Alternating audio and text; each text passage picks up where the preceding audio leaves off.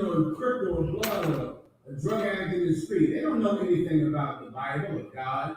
They're cold. Then it's us. The UPK, we are what? Hot. That's us.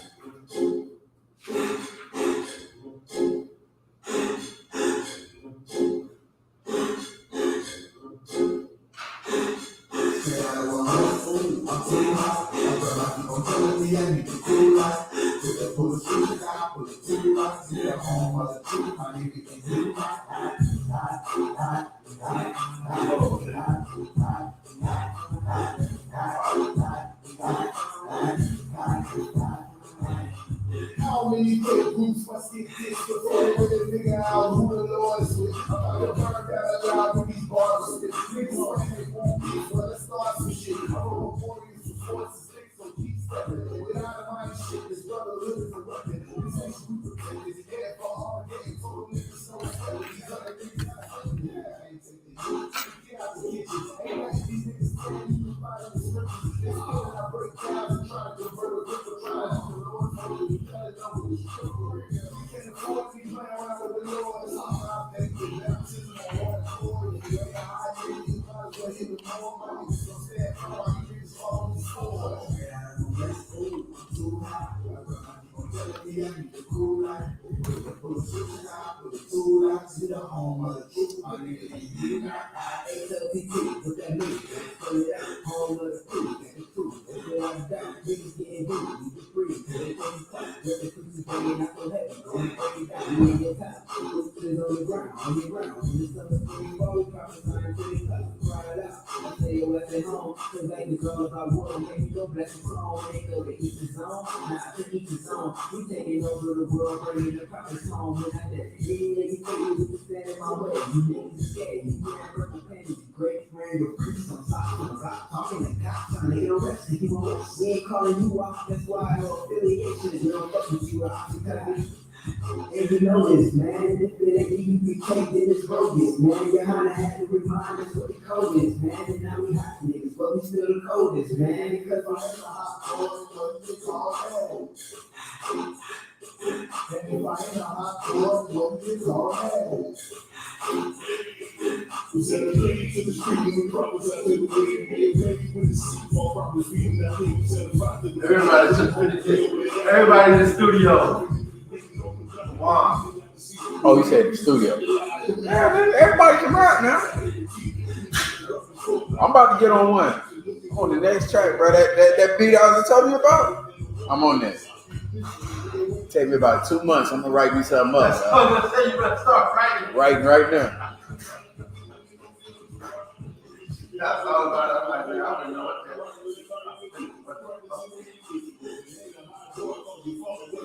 You're supposed to start writing and just come to you. Yeah. Come on. Have a whole the name of the song and whatnot, then you come. Oh, that's the name of the song? Gotcha.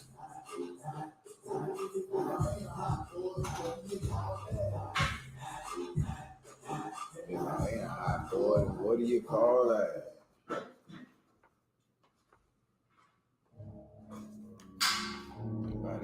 What's going on, Chance? Shalom. How about some outside Brakatah? See, warrior. We're gonna give them like one more song for everybody to check in. Today is the Brotherhood class. Get your questions together. Not Brotherhood, goddamn, the law class. Get your questions together. Anything on the law, we're gonna go into it.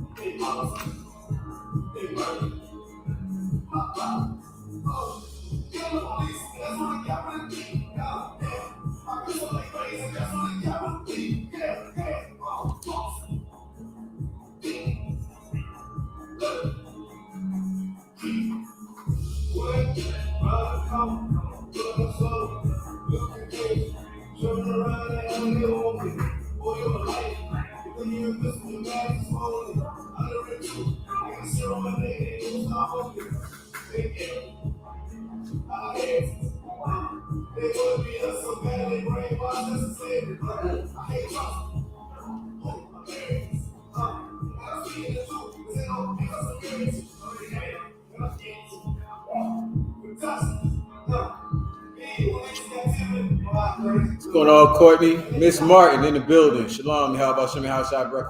Salaki. Yahweh Shemar thought about Shemi Hawashai. What's going on, sister? Good to see you. Won't be Courtney for long.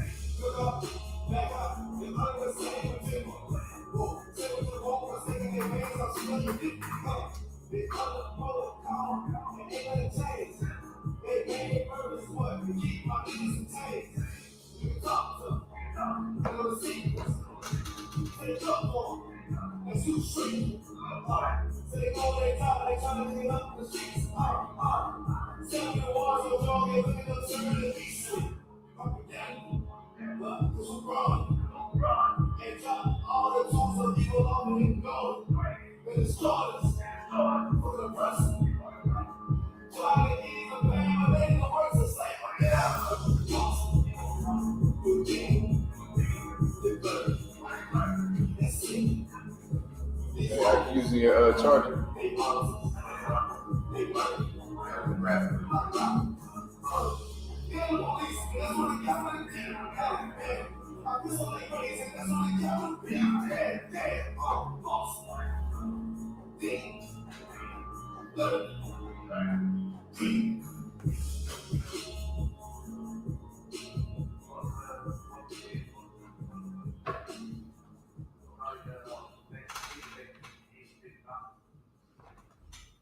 I'm right, man. What's going on, Israel? Shalom.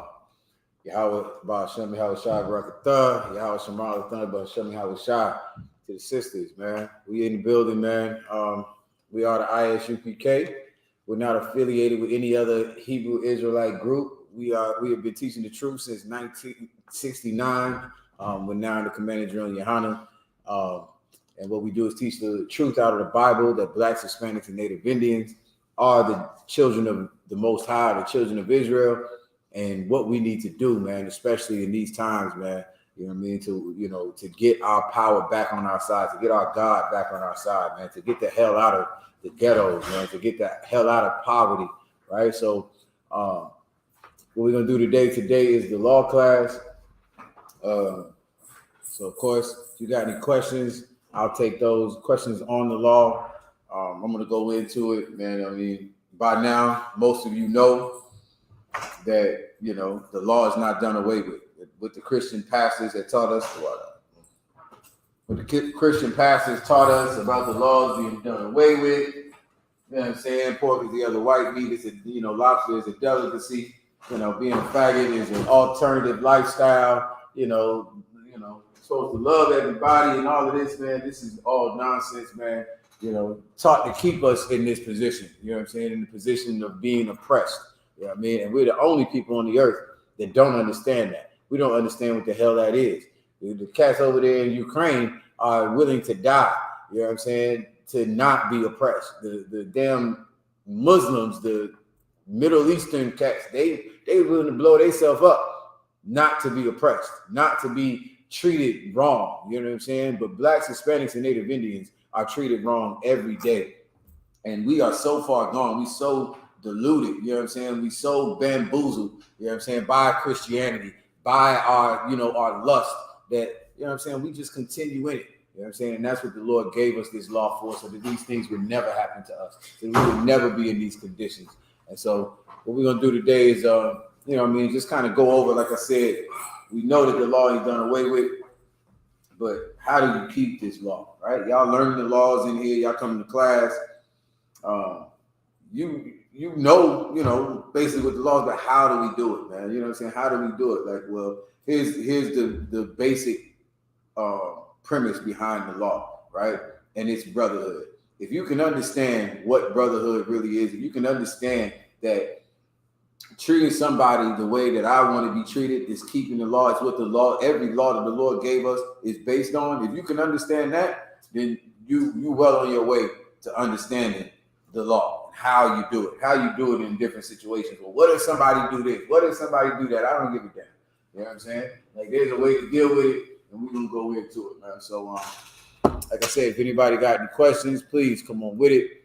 But Passover coming up, I ain't having no nonsense coming through there. You know what I'm saying? If you from Florida, you better not come into the Passover with no nonsense. You know what I'm saying? Like, we are not, we are not the Christian church.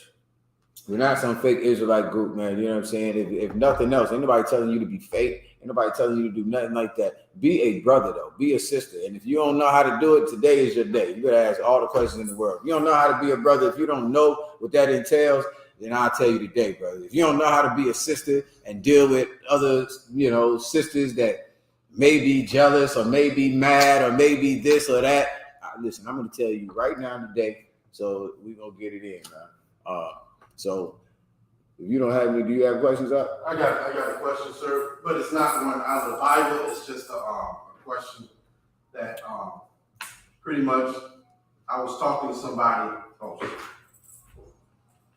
I was talking with Rib, and I was like, I was looking into franchising, like a Little Caesars pizza, and she was like, you can't do that because they serve pork, pepperoni, or whatever.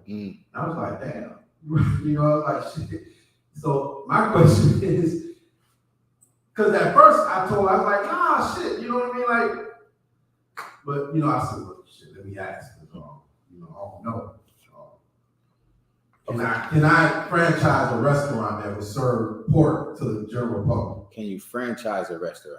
Right. Can I own a restaurant that would serve? That's a good question, right? Because, okay, a lot of people think that you don't have to be a slave in America. Right. Like, what the Lord put us through, there's a loophole that you can get out of it and not be a nigga, not be a spick, not be a savage to these people, or not be in slavery. When in reality, you are in slavery. I don't care what you think you're doing or what, Now, if you own a business, it's different, right? Like, okay, if you became the manager of Publix, or are you selling the pork in there? Right. So if I franchise it, that means I own the business, but I have to. You what? I own the business. Yeah, I got that part. You said if you own the business, but what? I would have to. You would what? I would have to. You would what? I would have to. Say it slow for. I would have to. Have. Yeah, that's the point that you're missing. Right. You know why you would have to? Right, because they rule over. Yes, because you're a slave. Come. Because if you owned it, right, you wouldn't have to do a goddamn thing. Come. So people, I deal with this all the time. Like, when people think like within this slavery that there's still something you have to do. Right. You don't have rulership in this place. Right. You have to pay property. Oh, you bought a house, cash money. Yeah. That is the funniest thing on that. What's that? Next Friday? I think it's next Friday. Yeah. When he lost that, I bought cash money. That's why I'm the king around here. And these niggas was about to take his stuff because you have to pay taxes. You have to. You don't run nothing, nigga. It's an illusion, and you're stupid enough to believe it. So at the end of the day, like I said, now if you own the business, that's different. Even still, you're still a slave. You have to do certain things, but you don't have to sell pork in your establishment. You don't have to be open on Saturday, right? But in this case, if you were to franchise, you should more so look at it like you're a manager. Right. That's what you are. You're a manager of Publix. And you cannot take the pork out of Publix. Right. Because if you could, you would. Right. You can't stop it from being open on Saturday. When you franchise at Little Caesars, can you close them on Saturday out? Brother, please. It's not that. It's not that deep. Like, I have to do certain things, right? And so because of that, don't think like I said. And it's it's brothers, but it's mainly women. Women think that you can be a boss. You can be your own ruler. You don't have to do this. Yes, the hell you do. Yeah, you do. You have to do certain things. So with that, if you wanted to franchise a Little Caesars, brother, you know what I'm saying? Listen, maybe you could put in a petition. Maybe you can change. Maybe you could make a kosher Little Caesars. Maybe you can get. Nah, I hate kosher. I don't even like to use kosher. And maybe you can make a lawful Little Caesars. You know what I'm saying? That'd be a hell of a little lawful Little Caesar. Wow, Little Caesars is a law. It's have a whole commercial. Maybe you could work something like that out where, even though you can't give it a report, you can offer lawful pepperoni and lawful sausage, so that I could come and get me some pizza. You know what I'm saying? But that's about it. Ain't nothing wrong with it. If you want to franchise a Little Caesars, franchise away out. Pay your tithes. Good to go. If you doing that, you're good to go. You know. All right. I was on that same vibe, but then I was like, you know what I mean? I said, let me get, you know what I mean, a better breakdown, you know, view of it so I can, you know what I mean, know. So what's the key then? All right, since you're saying, so then what do you understand with what I just explained to you? What do you understand is the key to it? That we still slaves. Right. Still You're slaves. just a manager. Right. I'm just a manager. Don't own shit. Right. Franchise. You know, the nigga that franchise is the one that owned it and then let you be able to buy in. Give me some more money. You want a little piece of this action? Right. You want to tell people what to do? You tired of mopping? Right. Tired of mopping, Negro? Oh, you don't want to spread the cheese no more, nigga? No problem. I got something for you. You can pay me the money that I just paid you. Right. Give it back. Right. Give me that. You've been saving for how long? Yeah, you do that. And I will let you call some shots. You can't close on Saturdays though. That's my goddamn name. That's my brand. Right. That's my franchise. You just bought into his franchise. You just gave him more. You made him more rich so that you can stop mopping the floors. I understand. I wouldn't want to mop either.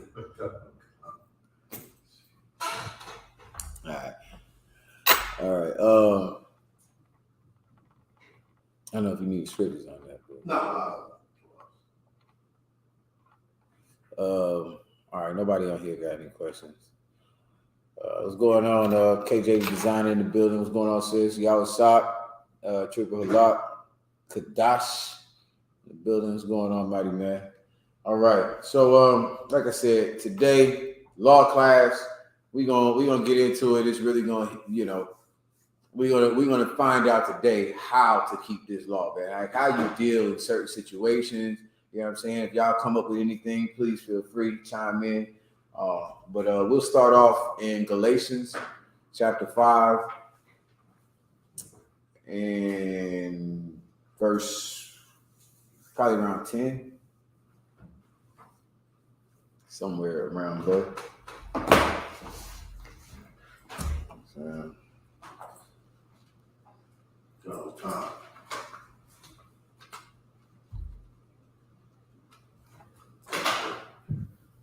So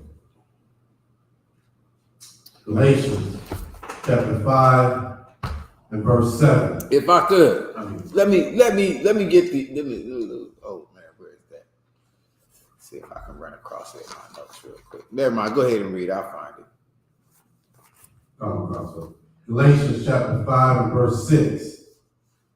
For in Jesus Christ, neither circumcision availed anything, nor uncircumcision, but faith which worketh by love. All right, man. That's a good place to start right there.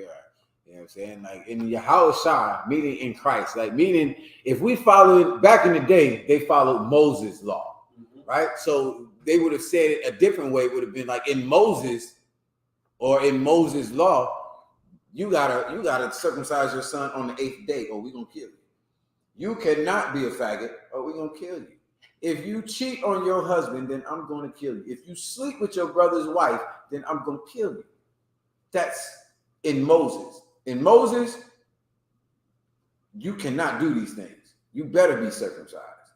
But in Yahushua, now we got a new brother that's in charge right now.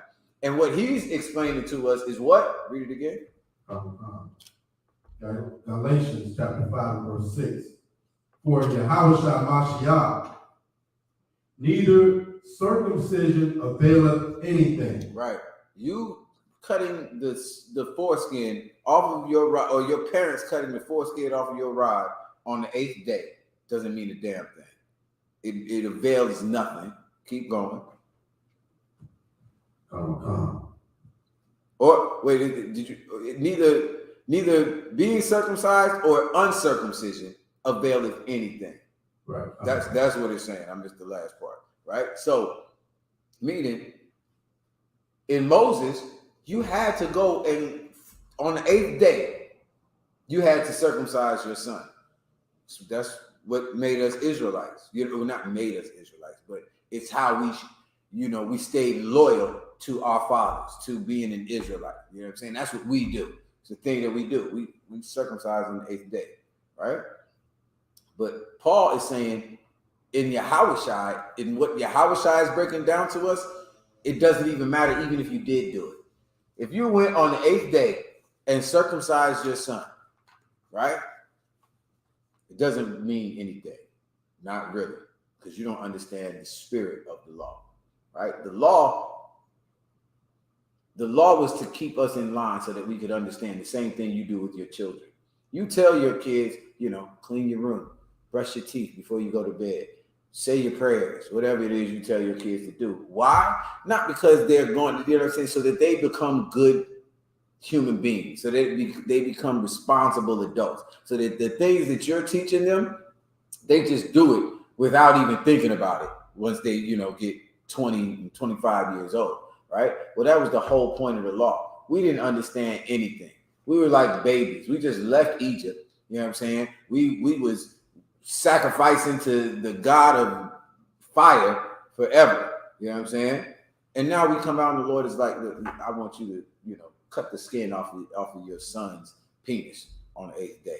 I want you to, put a little blood on your door. It's giving you practice on following directions, on doing what you're told, on trusting your father, right? That's what it is, right? But now in Yahushua, neither circumcision or circumcision really means anything for you because you're grown.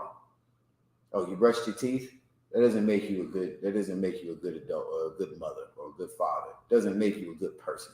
Oh, you said your prayers before you went to bed? That does not make you a God-fearing, loving, whatever type person. It's not what it is, right? This is the point of it.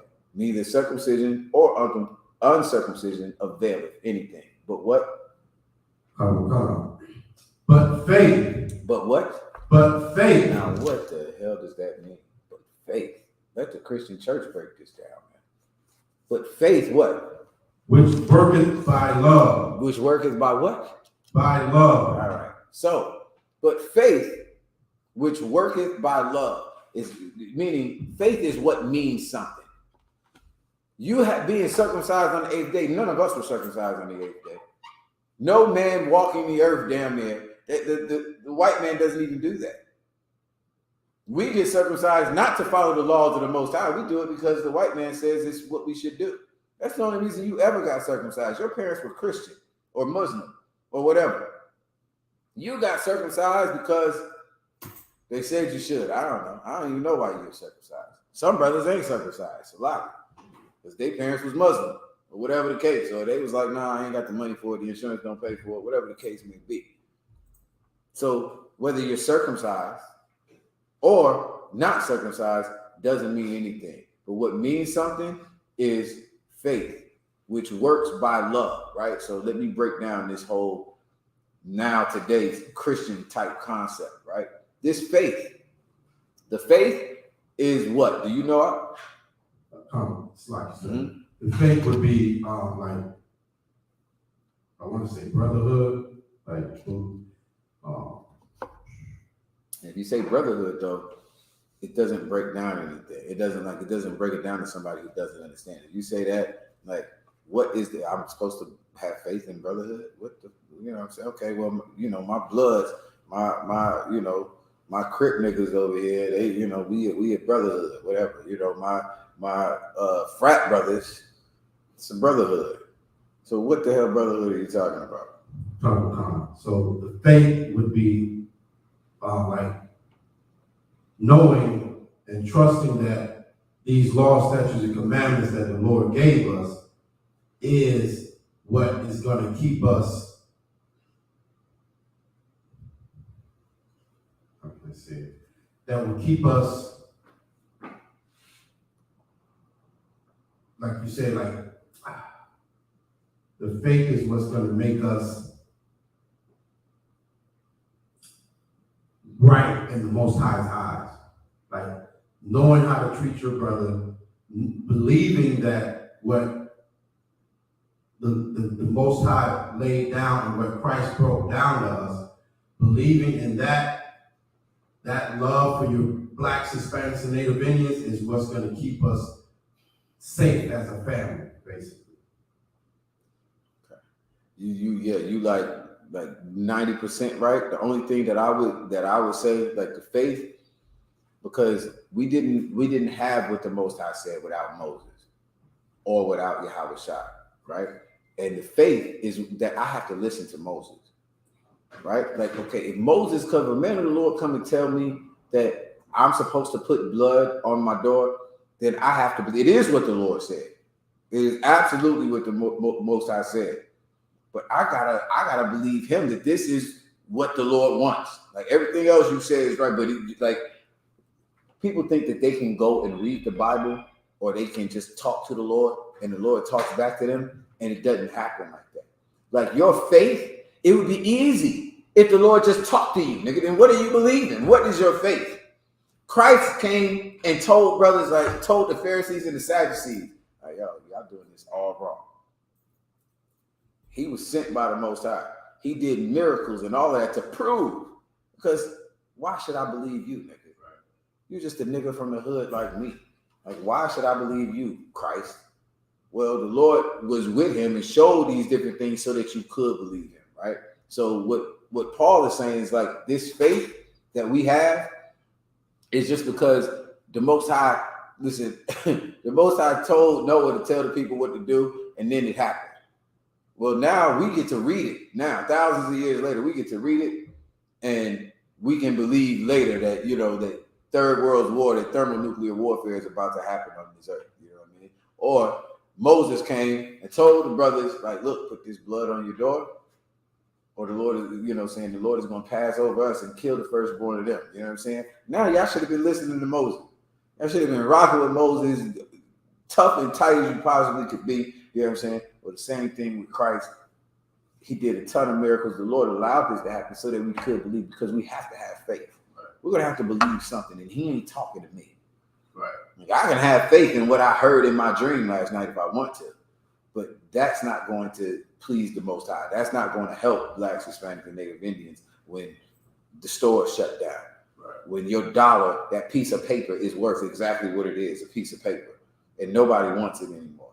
All right. So when Paul is saying you being circumcised or you being uncircumcised doesn't mean anything. There's a ton of brothers out here circumcised, raping people, killing people, getting high. You know what I'm saying? You can be circumcised all you want to. Or it's brothers that's not circumcised, never got circumcised, and would give their life for their brother or their sister. You know what I'm saying? They're that type of person, you know. So circumcision or uncircumcision mean nothing, but faith, which worketh by what? Come on, sir. But faith, which worketh by love. Keep going. Ye did run well. Who did hinder you that ye should not obey the truth? Right. So this love that it's talking about, of course, is the brotherhood that the officer was talking about, right? Like this brotherhood, which we don't understand. Like the Lord is saying, like, you know, Christ gave a perfect example. Like, which one of you seeing your brother's ox in the ditch on the Sabbath day wouldn't straightway go and get it out, or your own ox, one or the other, you know what I'm saying? But this love is what the law is hinged on. You understand? Like this love is what is what comes out of you keeping the law. That's the best way I could say it, right? If you keep every law that the Most High says do, then you're going to love your father. You're going to love your mother. You're going to love your kids. You're going to love your brother and your sister. You're going to love your husband and your wife. You're going to love your people as a whole. You know what I'm saying? And it's only by doing what the Lord says do, not what you think, not how you think you should do it, but by following the law, statutes, and commandments of the Most High, right? So this faith that you have is following what the Lord says. The men of the Lord came and told you, like the Lord said, you got to do this. Moses came and told the brothers and sisters, like the Lord said, you have to circumcise your son on the 8th day. The Lord says, if you find somebody that is worshiping other gods, then you have to stone them to death. You have to be the first one to throw a rock at them. That's love. That's what the love is. The love is that I love my people. I can't let somebody who worships other gods, who loves another nation of people, be around the people that I love, because they're going to hurt them. They're going to poison them. They're going to have us punished out here in a messed up situation, right? So the love that I have is shown by the faith. You know what I'm saying? I believe what the Lord said. I believe what the men of the Lord said. Thereby, I'm working out this love. Okay. Verse 8. Y'all got questions, man? Y'all can stop me at any time.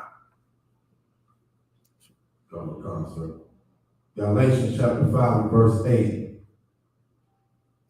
Zach said he looking for the precept. Hey, Shalom, deity in the building. What's going on, sis? Go ahead. This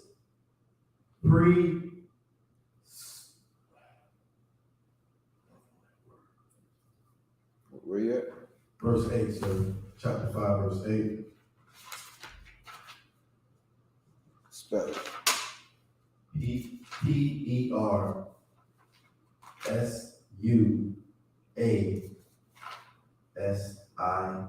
Persuasion. Persuasion. Persuasion. Verse 8. This persuasion cometh not of him that calleth you.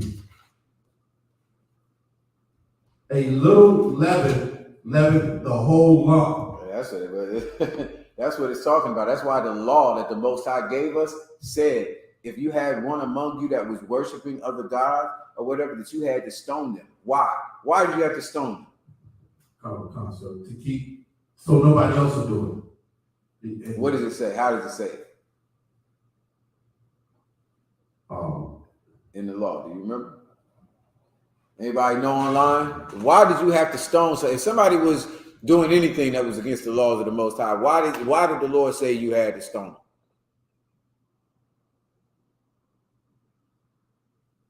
Don't look it up either. If you gotta look it up, you're not.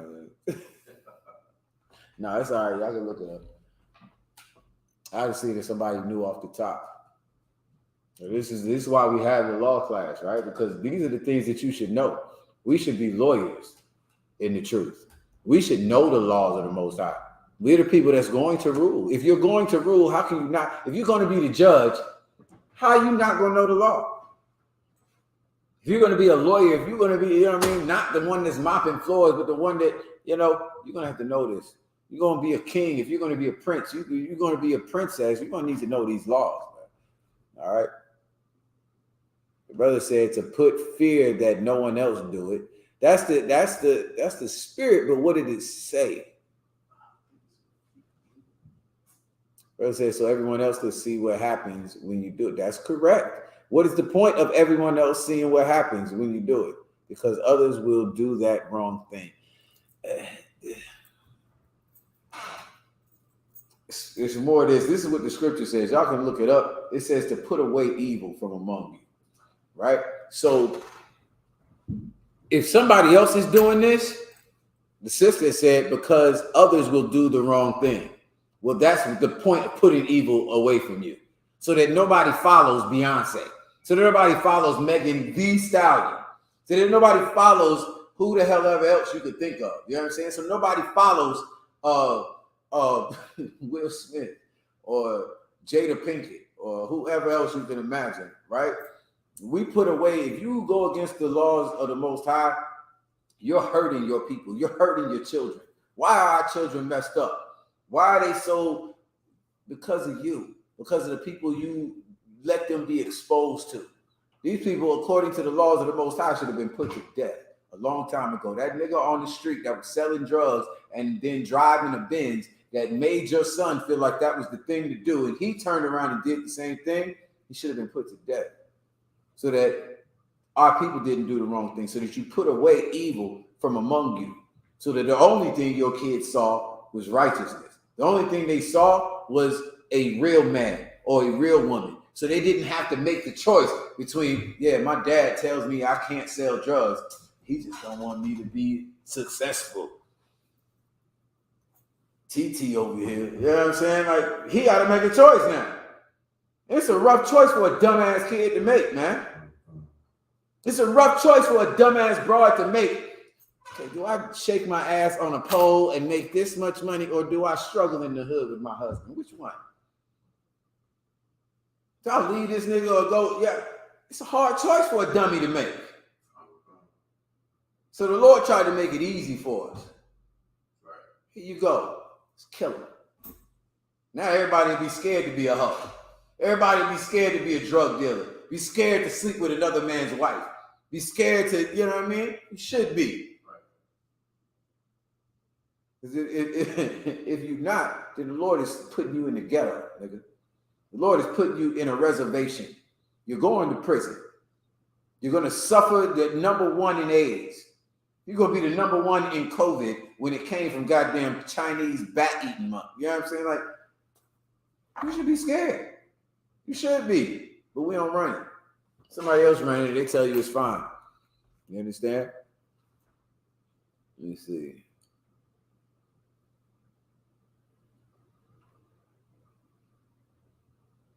Right. To rid the nation of uncleanliness, man. Like, that was the whole point, man. Anybody who did not follow, that was the point, man. To get them out of here so that our nation would be clean. So the Lord wouldn't put us as a nation. It's better that you punish and kill that one than for all of you to die from addiction. All of you to die in the abortion clinics. All of you to die from the police and what the hell ever else. It's better. It would be better if that one wicked Negro just get taken the hell up out of here than for my child to die.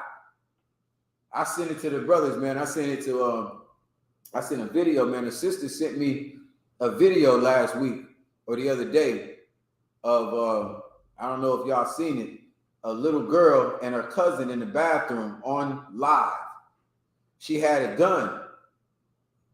Had the whole clip, one of them 60, 50 round clips or whatever. Had the whole clip, had it upside down. She talking shit to, you know, somebody who was teasing her at school or something is what I could imagine. She had the gun upside down, just being crazy with it. I told Atazab I probably want to put it on, but it's a little rough because I'm sitting there watching it, and the little girl, 12 years old, is in the bathroom with her 14-year-old boy cousin. And she's got the gun. Yeah, I'll fire y'all ass up. Boom, boom, boom. You know what I'm saying? And the gun's upside down at the time. And then, like, you know what I'm saying? She turns it around. She's like, yeah, they don't know something. She got the gun to her cousin's, to the back of his head. Like, you know, just trying to be cool, trying to be hard or whatever. And she's like, it doesn't matter. It's not low. And was at the whole time she's saying it, squeezing the trigger and blew his brains out on live. The brother flew to the damn side. She jumps back, shocked. Not a word, not a peep came out of her mouth. She just grabbed her head, just fell down on the ground. She dropped the gun after she shot him. She fell down on the ground. She did not make not one word out. Picked the gun up and shot herself. Bruh, listen. Killed my whole damn day. My whole day out. She was 12 years old. The boy was 14 years old. You know what I'm saying? And like, we learned that from some other whore, some other dumbass on TikTok or on Instagram or on live being hard because somebody talked about their fingernails or talked about they ain't got lashes or something. Like, this girl is 12 years old. Brother, we dealt with that all day. And I'm not saying it's different because I really don't think it's that much different now. Like, I think if we had these dummies to watch, you know what I'm saying, and had it, you know, had a gun, we be shooting. Yeah, I fight. All right, yeah. She learned that from watching TikTok. She learned that from watching some other whore, some dummy. You know what I'm saying? Because that's what she looked like. She looked like some woman, some young woman who's trying to be hard. When that's not for our women to do. You know what I'm saying? Like, you know what I mean? Like it should never have happened, man. You know what I'm saying? And the Lord told us, man, a long time ago how to rule this earth. Like, man, put these idiots away from you. These people who think that, you know what I mean, what I'm saying ain't the truth, that what I'm saying ain't what you should be doing, what I'm saying ain't, then listen, get them from around your people, man, before you end up dead, before you end up locked up in the ghetto, in the barrio. Do what the Lord is telling you. That's what you should believe. You should believe that it's better that I get rid of this brother. It's better that I get rid of this sister did too. She killed her own cousin, her own big cousin. You know what I'm saying? Because, you know what I mean? So listen, I keep going because I ain't even got to the part yet. But if y'all seen that video, I don't know if y'all seen it. I might play it. Tonight. I ain't gonna play it. Shouldn't play it. Sure they probably took it down by now. No, they ain't took it. I sent it to Captain Mashad, Captain Zaryat, couple Captain Ty Ward. No, I think I sent it to Captain Ty Ward, not Captain Zaryat. I sent it to Captain Mashad, couple of brothers, because I don't know, like if anybody, like I don't know where that shit came from. I don't know where that came from. You know what I'm saying? I went and checked it out. Checked out the news story. It was on NBC, ABC. This just happened, a few weeks ago or something like that. But it was definitely legit.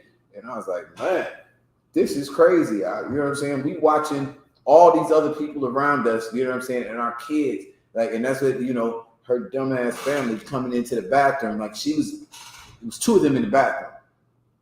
So it's two gunshots go off in the house, and it's a bunch of people. They having a birthday party. Having a whole birthday party, a whole lot of family members in the house, and they hear it. Like, who's in the bathroom? You know what I'm saying? And they go to try to open the door, and they both laying on the floor, so they can't even open the door. You know what I'm saying? And once they get it open just enough to be able to see, everybody losing their mind. Mind you, nobody moves. It was about 4 or 5 people came, looked in the door out, looked in the mirror, seen them on the floor, and ran. Oh my God! Nobody is going in there trying to help them. Wow. Nothing. You know what I'm saying? Then the one girl comes in and she sees the phone sitting there when she's trying to look in the mirror. Oh, please don't tell me she don't lie. She grabs the phone out of the bathroom. Oh my God, she was on live. Now they out the bathroom. She was on live. Oh my God. Nobody is in that bathroom. On the floor. No, she wants to. I gotta look at this. That's what she said before the video ends. Wow. They did not go, and this is like, man, brother, we are messed up. We are messed up, and it's because we did not have this. We didn't believe Moses. We thought everything was sweet. We did not believe Yahushua. We didn't believe him, and here we are right now, thousands of years later, in the same, So. That's that. But go ahead, man. Continue reading. It's a lot. Galatians chapter 5 and verse 10. I have confidence in you through the Most High, that you will be none otherwise minded. But he that troubled you shall bear his judgment. Right. I have confidence in you that you will be what? That ye will be none otherwise minded. That you will do nothing but keep these laws. That you won't end up in Christianity or this or that or the third. Like, these laws are everything for us. And I have confidence in you, man. Yeah, I hope that y'all get this right. You know what I'm saying? Like, that's what Paul is saying. Keep going. Whosoever slacketh, that ye will be none otherwise minded. But he that troubleth you shall bear his judgment. Mm-hmm. He that is not in the same mind, he that is not about this brotherhood, is not about these laws, statutes, and commandments. Him that, thinks that we should do it a different way, let him receive his judgment. Let him get whatever the Lord says he's supposed to get. Keep going. Whosoever he be. I don't care who it is. your mother, your father, your brother, your best friend, who cares? Whoever it is that ain't with this, he got to go. Keep going. Verse 11. And I, brethren, if I yet preach uncircumcision, why do I yet suffer persecution? Then is the offense, then What is verse the, you in at? sir. What verse? Verse 11, sir. Chapter 5, verse 11. Okay. Start there one more time. And I, brethren, if I yet preach circumcision, why do I yet suffer persecution?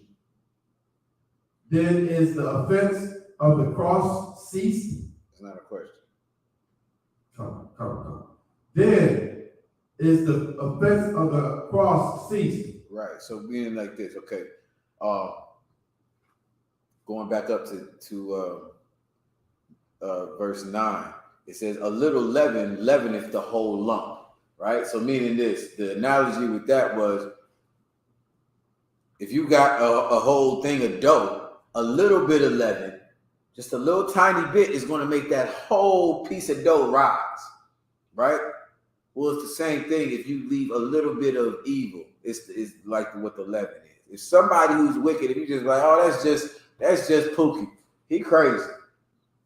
He's not supposed to be there because he's going to mess everybody up. Everybody now is now with him. We're all together. So a little leaven leaveneth the whole lump is what it's saying, right?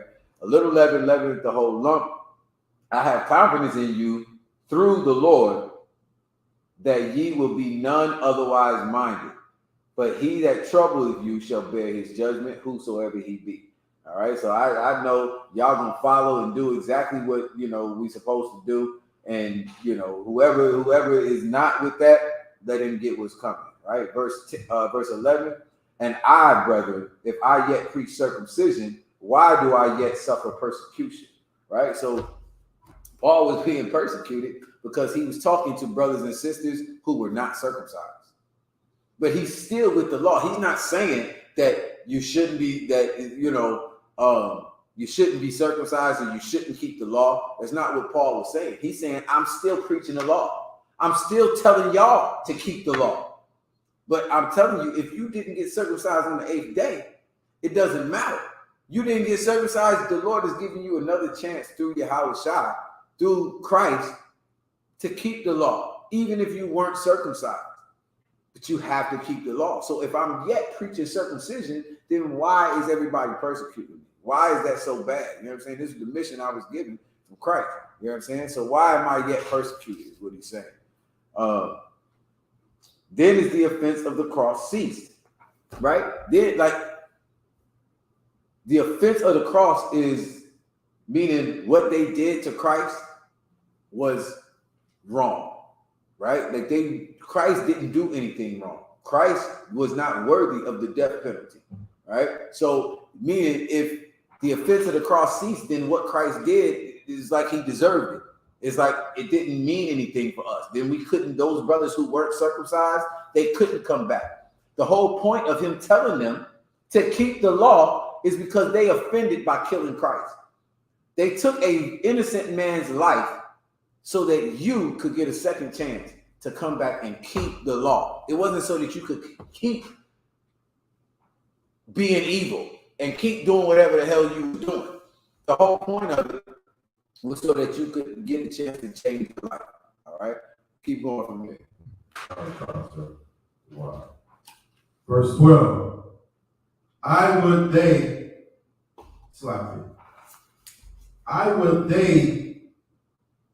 were even cut off, which troubled you. I would. What does that mean?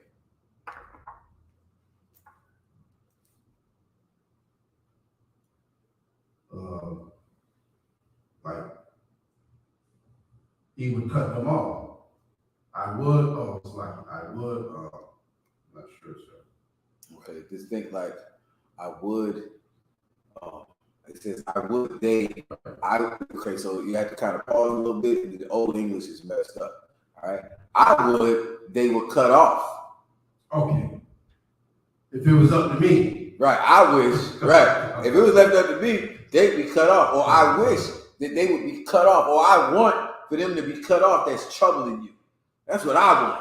If it was left up to me, them niggas would be out of here. You know what I'm saying? The old English is stupid. I just don't understand. Well, I understand it now. Okay? I would they would cut off that trouble you. Where are we at? Verse 12. Verse 12. I would they would even cut off which trouble you. All right. Keep going. Okay, that was it. For brethren, ye have been called unto liberty. Only use not liberty for an occasion to the flesh. Anybody want to break that down, man? Because the Christian church thinks something so totally different. I'm trying to be a pastor. I ain't gonna be a pastor. Okay. So for brethren, you have been given liberty. What does the Christian church say about that? What does that mean in the Christian church? Anybody know? Y'all didn't go to church. I went to church. I lived in the church, man. Y'all might not know. It's all right. The Lord has blessed you. All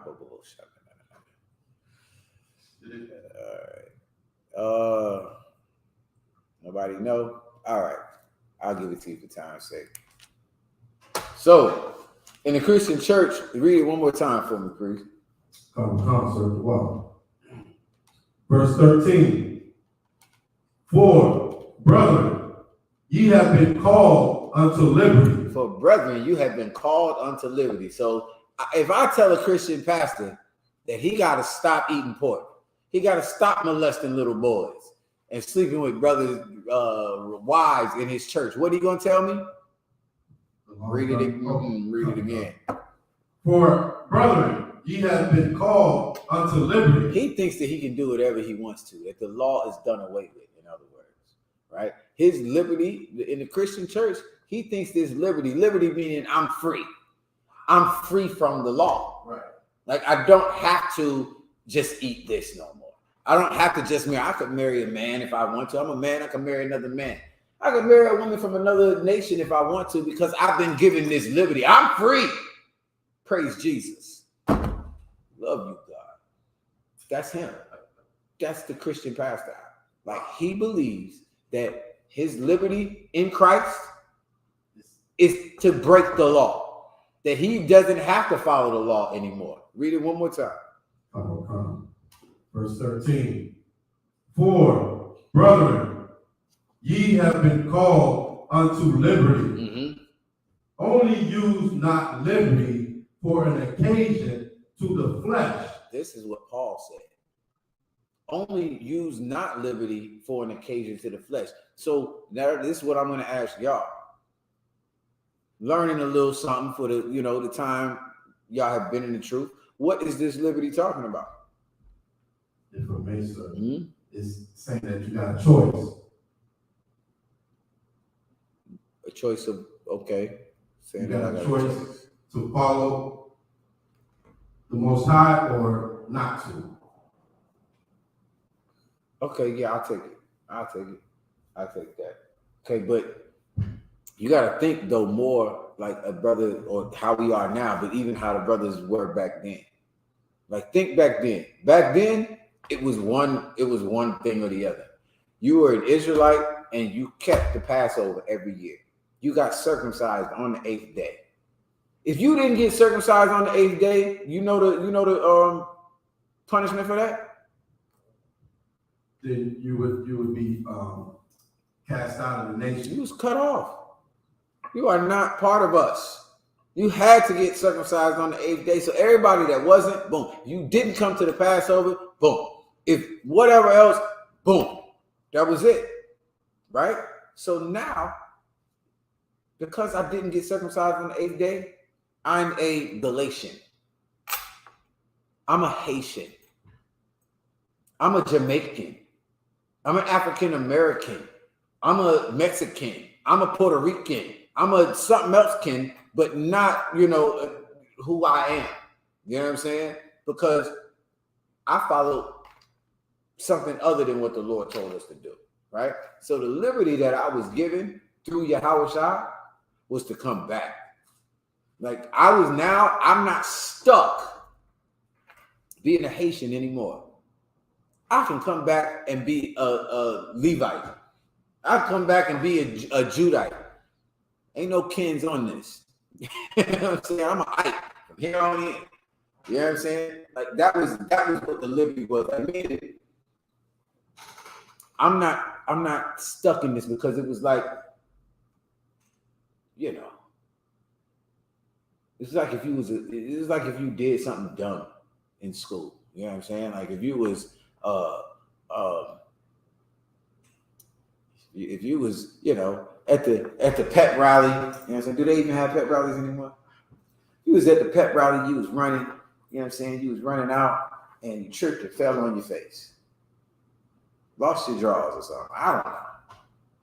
And then you transferred and went to a whole nother school and nobody knew about what the hell it is you did. Like, nigga, I was stuck with that whole thing for my whole high school. That everybody know, oh, you the one that's your that. You the one. Now, nobody knows that. I'm free from that.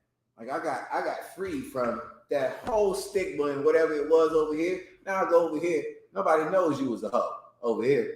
Nobody knows that you slept with the whole football team because you transferred to another school. You moved up there with your grandma in Ohio. You know what I'm saying? So nobody knows. So now you're free. But don't use that liberty as an occasion to the flesh. Like, meaning now you don't want to, now you're free. But that doesn't mean that, okay, in this case, you were a child molester or a murderer or a hoe before. Mm-hmm. But now nobody knows I'm a hoe. Nobody knows I'm a child molester. Nobody knows. So it's like you got a clean slate.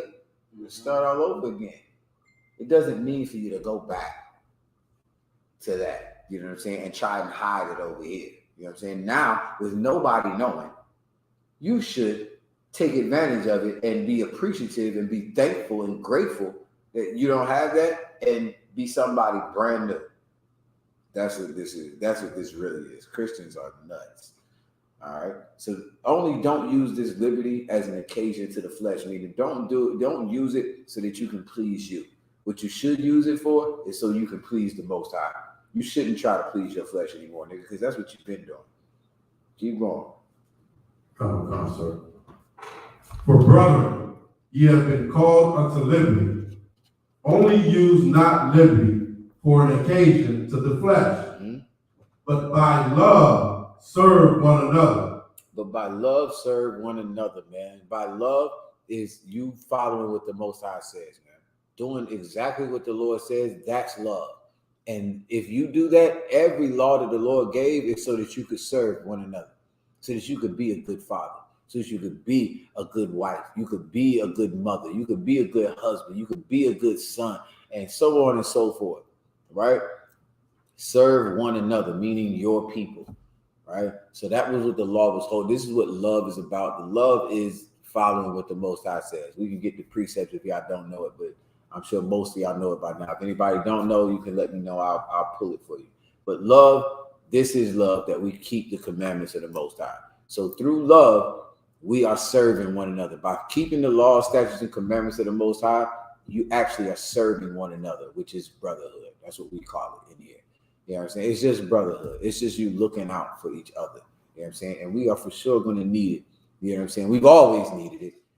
But you're for sure now, brothers, like, you ain't going to have Walmart and Amazon in about 2 seconds. Your money is not going to be nothing. However much you got in the bank is not going to mean a goddamn thing. I'm telling you straight up. Whatever you drive ain't going to matter. Niggas is crying over $5 gas. They ain't gonna have no gas. Listen, there ain't gonna be no gas. Right. Whatever car you driving is not going to matter at all. What you're gonna need is somebody with some skills. You're gonna need a man that's got some skills, that's got some knowledge, that's got some wisdom. You're gonna need a woman that's got some knowledge and some wisdom and some goddamn skills. That's what you're gonna need. And you're going to need them to do it out of love, meaning you're going to do it because this is what the Lord says we're supposed to do. That's what you're going to do. So listen, that's that. Is it any more? Where we at? What verse? That was verse 13, verse 14. Verse 14, for all the law is fulfilled in one word. Okay, here you go. This is bringing it all together then. So read it one more time. Verse 14, for all the law is fulfilled in one word. All the law, everything that the Lord told us to do, it's really simple. It ain't that deep. If you don't understand the law and how to do this and that and the third, this is why it's good you came to this class. All the law is fulfilled. You did everything right in this one word. Read it. Come. Thou shalt love thy neighbor as thyself. You should love your brother. That's what neighbor is. I'll get the scripture, but you should love your neighbor, or the people in your hood, the people in your barrio, the people on your reservation. You should love them as you love yourself. Just like you would want somebody to love you. That's how you should love them. You shouldn't try to cheat them. You shouldn't try to do this and that and the third. If you wouldn't want a brother sleeping with your wife, the nigga, why would you do it? That's it. You know what I'm saying? So, end of the day, this is how the law is fulfilled. The law is fulfilled in this one word. What is it saying? It's not saying one palabra or one single word. Like this is, what's the word? You know what I'm saying? You don't say cool. You know what I mean? This is what it is. The word is this sentence, that you love everybody as yours, not everybody, damn. That you love your neighbor. When I say everybody, that you love your neighbor just like you love yourself. The things that you would want them to do to you, you do it to them. That's how it is. So the law is brotherhood. Okay, so you can drop that. Give me I wanted. That's what I wanted. What did I want?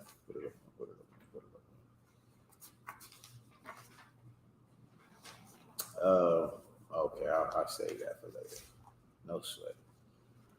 I will save that. All right. So let's go from there. Give me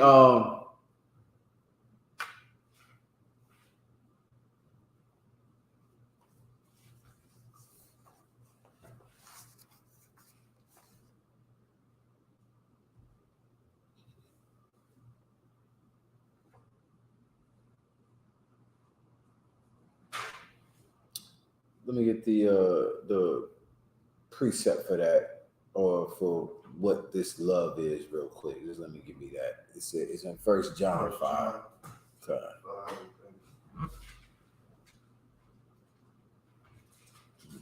So we're gonna go to 1 John chapter 5 just to get this precept on love. You know what I mean? Like it said love a lot, and people don't understand that. Like people think that love is, I have to, and this is just the way that niggas say it, but I have to be nice to everybody. I have to like them. That's what they think love is. You have to like them. I'm wrong for not liking the smell of them red dot Indians. They disgust me. Chinese people smell like feet to me. White people smell like dog and Cheetos to me. Like a dirty, wet dog that got Cheetos smeared all over his fur. They disgust me, y'all. You know what I'm saying? Like, I don't have to like them. You know what I'm saying? Love is something different, brothers and sisters. You know what I'm saying? Like, love is simply this. Love is not an emotional thing. We're going to read it in the scripture. Let's get it. You got it? Like if you want to love white people, cool. I'm gonna teach you how to love white people. I'm gonna teach you how to love them. I'm gonna get it. We'll get it today. You want to love Africans? You got a little African baby at home? Cool. Let me show you how to love. All right. That was too far. But you understand what I'm saying? Come. But I was talking to this brother, man. I was on the game the other day, so like, I was on the game the other day, bro. I'm gonna tell you like this. I was on there, and the cat, I thought it was a brother. Like I must have played with him before, because I don't take friend requests from, you know, my enemy. You know what I'm saying? And I must have played with him. So anyway, I get on the game. We get in the lobby together. You know, the lobby puts you in the same server where now I can see his player, he can see my player. And it's a whole nigga. I'm like, what's up, my nigga? Yo, what's up, my nigga? But how he said it, he sounded like a full out Tennessee backwoods, top of the mountains white boy. Wow. I said, what? Now I'm looking at his player, and his player darker than the summer bitch. Like, he got a little dark skinned brother player, but so I let it slide. I'm like, all right. No, I don't accept my white boy. This is what I'm thinking in my head. So I get to, you know, he's inviting other brothers to come in. Everybody else is a brother. What's up, my nigga? Da, da, da, da, boom, boom, boom. We getting it in.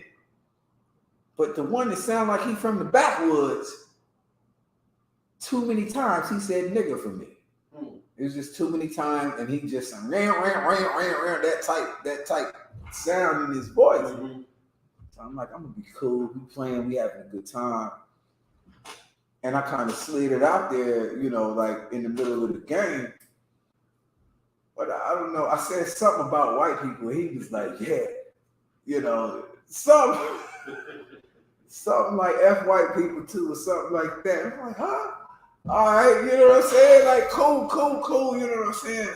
Like, I don't mess with them, you know what I'm saying? Like, you know, I said something, and then it changed. And he was like, well, we all bleed red, and something, and this, that, and the third, and I'm hitting him, you know, I got all the cuts in the world out. So I'm slicing him. He's like, oh, I see what you're saying. But, this, that, and the third. So long as the story short, we get to it, and I find out that he's black. You know what I'm saying? Like, I'm like, man, because you said nigga one too many times for me. You know what I'm saying? I'm like, you know, I was like, it's one or two things. I said, one of your parents is white. I said, oh, you got a white woman. Yeah, I got a white woman. Oh. He said dude one too many times too. He said dude one too many times. And I was like, it's cool. I understand. And because of his white woman, he had less love for his people. Like he was saying, like, I get tired of people talking about we need reparations and we need this and that and the third. Like, nigga, you don't want that. Like I was like, I'm with you on this point. Like, I don't want reparations. I want rulership. You know what I'm saying? Is what I told him. Oh no. That. So it's like, you know what I'm saying? He don't have that love for his people. You know what I'm saying? Like, because he loves a white woman at home, he can't love me. There's no way that he can love me the way he's supposed to love me. You know what I'm saying? Like, he should be absolutely disgusted with what these people did to his ancestors, to his mothers and his fathers and so on and so forth. But he's not, because his white woman is in the bed waiting for him to get done with this game. He got a white woman. That's it. That's his reparations. Right, he got paid. He got paid with his white woman. I got paid in white women. That's how I got paid. You know what I'm saying? Yeah, I mean, so at the end of the day, like I said, like the love that we have, you know what I'm saying? It's very, you know, you can love your white wife. There's nothing wrong with that. Listen, you can love white people. You know what I'm saying? Like, when I say love your white wife, boy, let me clear this up. When I say love your white wife, if you married her before you knew, right, you have to love her.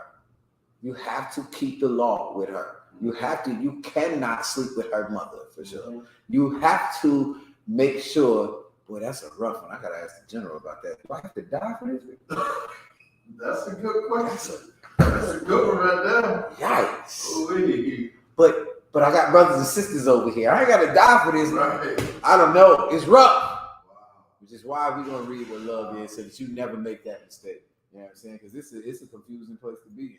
Go ahead. All y'all brothers with white wives, chime in. Let's see what y'all got on this. I want to know you know what I'm saying? How do y'all see this situation? Go ahead, Armin. Yes, sir. The book of 1 John, chapter 5 and verse 2. By this we know that we love the children of God. When we love God and keep his commandments. This is how you love one another. This is how you love Israelites. If what? That we like it. When we love God and keep his commandments. Right. Loving God is keeping his commandments. Loving your wife is keeping the commandments of the Most High. Loving your children is keeping the commandments. Loving your husband is keeping the commandments of God.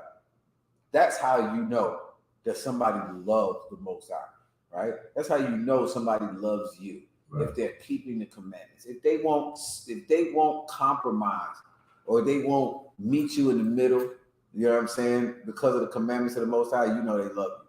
You know what I'm saying? That is love, right? Listen, love is just, it has nothing to do with emotional stuff. Right? Love is just doing what the Most High says. You know how I can show I love white people. I hate to say it like this, but you know how you can show you love white people? I'm going to charge you interest on this loan I'm giving you. You know what I'm saying?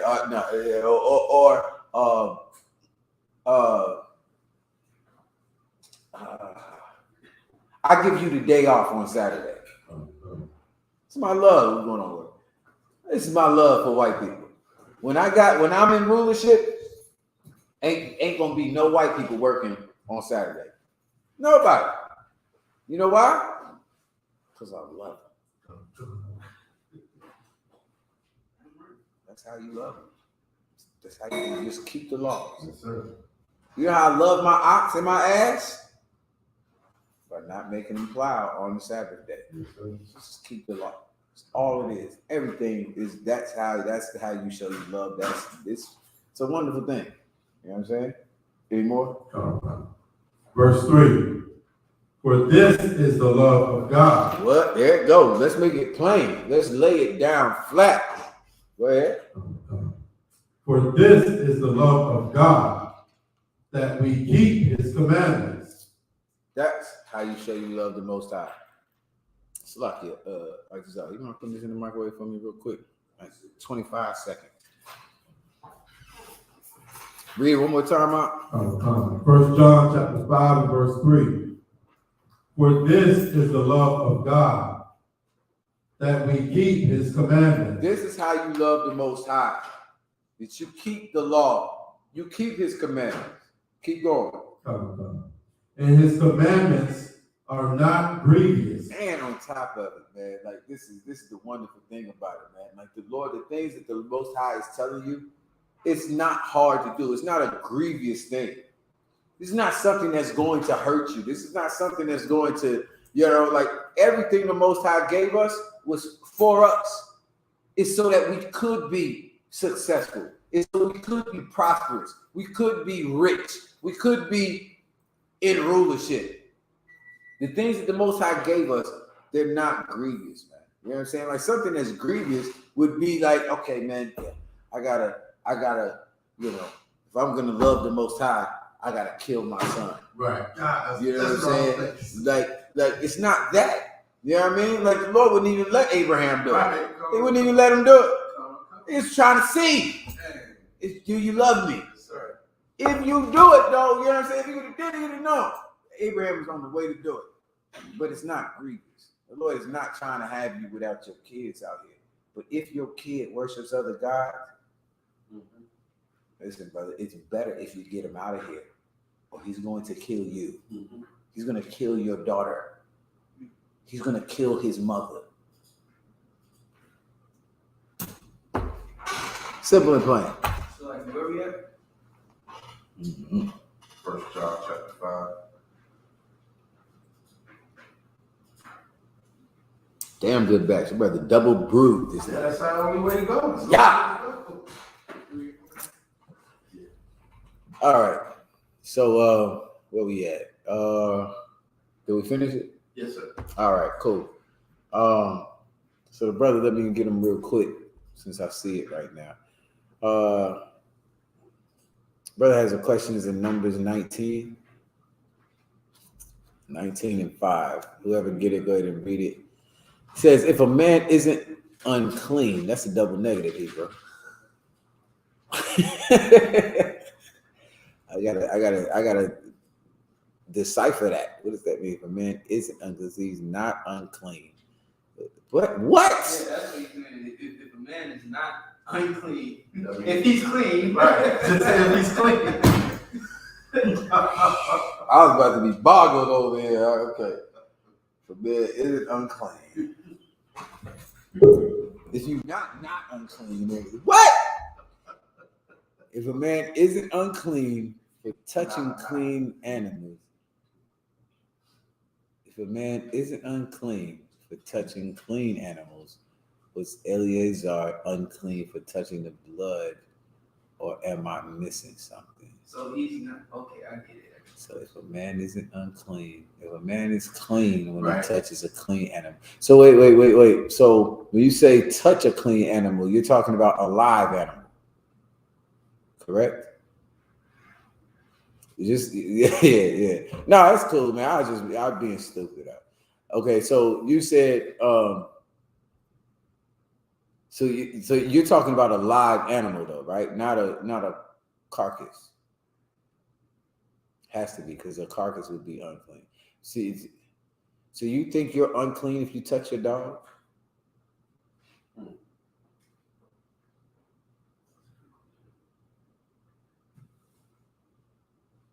Yeah, you're not unclean for touching a dog.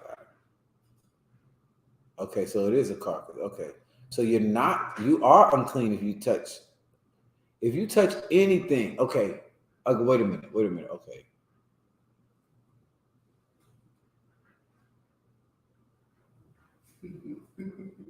Okay. All right. I see what you're saying. I got you. Okay. All right. Let's go ahead and read it. I got you. I got you. You nigga said like steak or chicken. All right. No, I got you down. I got you. All right. And then somebody else, who's got this scripture? Numbers. Okay. I desire you will get the law on the water. Whenever you're ready. Numbers chapter 19 and verse 9. And a man that is clean shall gather up the ashes of the heifer. No, you want to go to 19 and 5. Might as well start at 1. Numbers chapter 19 and verse 1. And the Most High spake unto Moses and unto Aaron, saying, This is the ordinance of the law which the Most High hath commanded, saying, Speak unto the children of Israel, that they bring thee a red heifer without spot, wherein is no blemish, and upon which never came yoke. And ye shall give her unto Eleazar the priest, that he may bring her forth without the camp. And one shall slay her before his face. And Eleazar the priest shall take of her blood with his finger, and sprinkle of her blood directly before the tabernacle of the congregation 7 times. And one shall burn the heifer in his sight, her skin, in her flesh, in her blood, with her dung. Also, with her dung shall he burn. And the priest shall take cedar wood and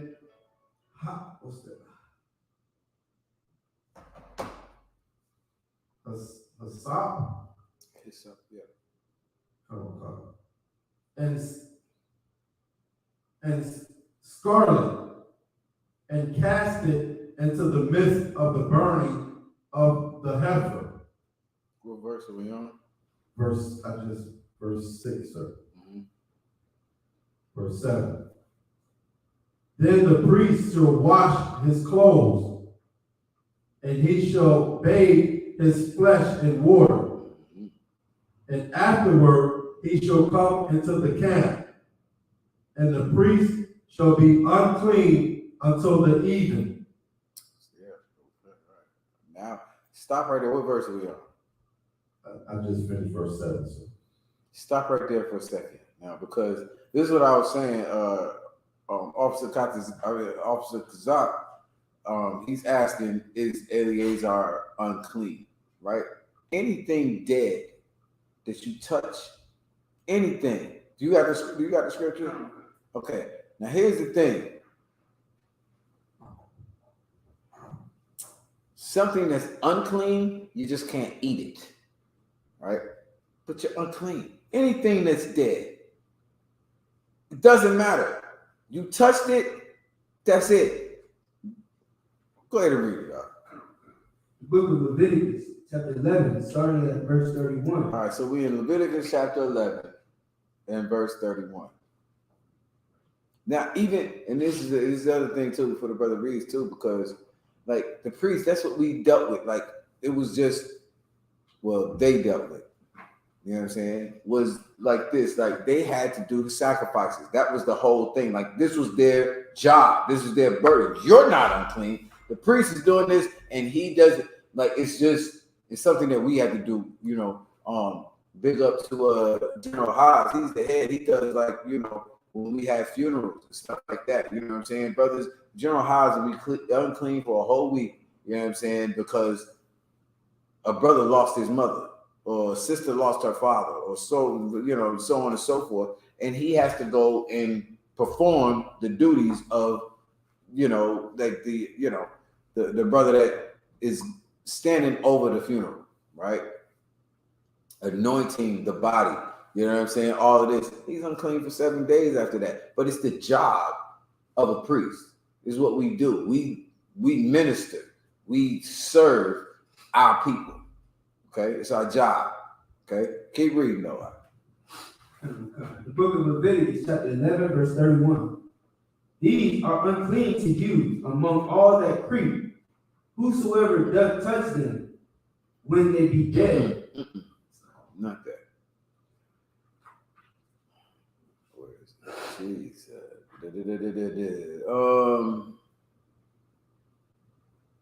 Maybe it might be further up though. You said these are unclean. These are talking about unclean animals.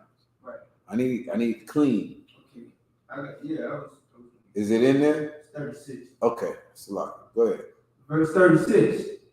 Nevertheless, 39 or 37. And if any part of their carcass fall upon the sowing seed which is to be sown, it shall be clean. But if any water be put upon the seed, and any part of their carcass fall thereon, it shall be unclean unto you. And if any beast of which ye may eat die, he that touches the carcass thereof shall be unclean. There it until the is. evening. This is what you need, right? This is even talking about the ones that are clean for us to eat.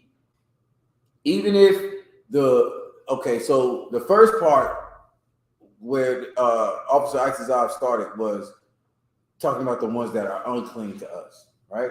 I believe it's the same amount of time. You're unclean to the evening. It's the same thing, right? So it doesn't matter whether it's clean or unclean. You touch the dead body, a dead carcass, period. This is what you need, all right? Read it again from the top of that verse. Come. Leviticus chapter 11, verse 39. And if any beast of which ye may eat die, he that touches the carcass thereof shall be unclean until the evening.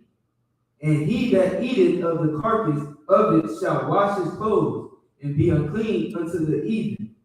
He also that beareth the carcass of it shall wash his clothes and be unclean until the evening. So this is what Eleazar, this is the law that he had to follow, right? Like because he did this, even though it's a sacrifice, he's still unclean until the evening. You know what I'm saying? What does unclean mean? This is a good thing for the law class as well. All right, because I know it's almost subconscious, but even like sisters will be on their flower and they're unclean. But sis, you're not It doesn't mean you're not righteous or nothing like that. It just means like, okay, cool, no problem. You know, I don't want to get too. Like if I may, like it's not like you're breaking the law. Right. You're not breaking the law. You're not breaking the law for touching a dead body. You touched a dead dog. You had to bury your dog. You didn't break the law. You're not unclean to where you broke the law. Like, oh my God, nigga, how dare you touch a dead? No, it's not that. It's our people are meant to rule this earth. Our people are supposed to be over everything, right? And because we love one another, because the law is based off of brotherhood, if just let's just say something happened, just say my dog died. I had to bury my dog, and my dog had rabies or something. I don't know. I don't want to make my brother sick. I got COVID-19. I got a goddamn cold. I don't want to make you sick. Oh, brother. Oh, my dog. I don't want to do that to you because I love you. This is the love. This is where the love comes from. The Lord told us, you'll be unclean to the evening. Wash your clothes. Nigga, go wash your face. Wash your hands. Nigga, take a bath. Clean yourself. You'll be unclean until the evening. It's not a big deal. It's nothing serious like that. You know what I'm saying? So a sister being on her flower is a wonderful thing. It's how you're going to bring these beautiful children into the world. You know what I'm saying? It's a wonderful and it's a beautiful thing that you are on this flowers list. But while you're on the flower, you can't come into the school. You can't come into the temple. You know what I'm saying? Just in case. You know what I'm saying? We don't know. It's something that's issuing out of your body. We don't know. Hope not, but listen, it is. You know what I mean? If snot started coming out my nose, I'd be like, no, it's allergies. But I wouldn't do that. I wouldn't be like, no, just shake my hand. Yeah. Just shake. You don't love me? You don't love me? You ain't gonna shake my hand? Yeah, I'm not shaking your hand because I love you. You shouldn't shake your hand if you love me. You know what I'm saying? That's just what it is. This is what the Lord taught us to be wise, to be good rulers. You know what I'm saying? We don't, you know what I mean? We don't have the same problems that backwood, mountain men got. You know what I'm saying? So that's all. As far as Eleazar, he clean because he was doing the work of the Lord. Period. If I gotta preside over a funeral for a brother or sister, I'm unclean for 7 days. If my mother or my father died, I'm going to be unclean for 7 days, and I'm going to be there. You know what I'm saying? That was my people. You know what I'm saying? If, I don't know, it's a ton of things, brothers and sisters. But this is how we do it. Like, we just care. You start off by caring about the laws of the Most High. The Lord don't need you to do nothing for him. He runs the whole damn thing. But guess what? That brother that lives next door to you, that sister that lives next door to you, they need you to, quarantine yourself if, you got some blood issuing out, out of your body. Nobody got to know, but just be like, I ain't coming out. I ain't doing this. I ain't doing that because the Lord said it. And that's love. All right. Any more?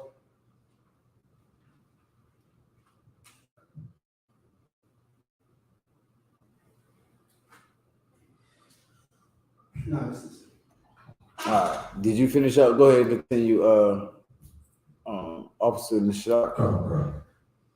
Numbers chapter 19 and verse 17.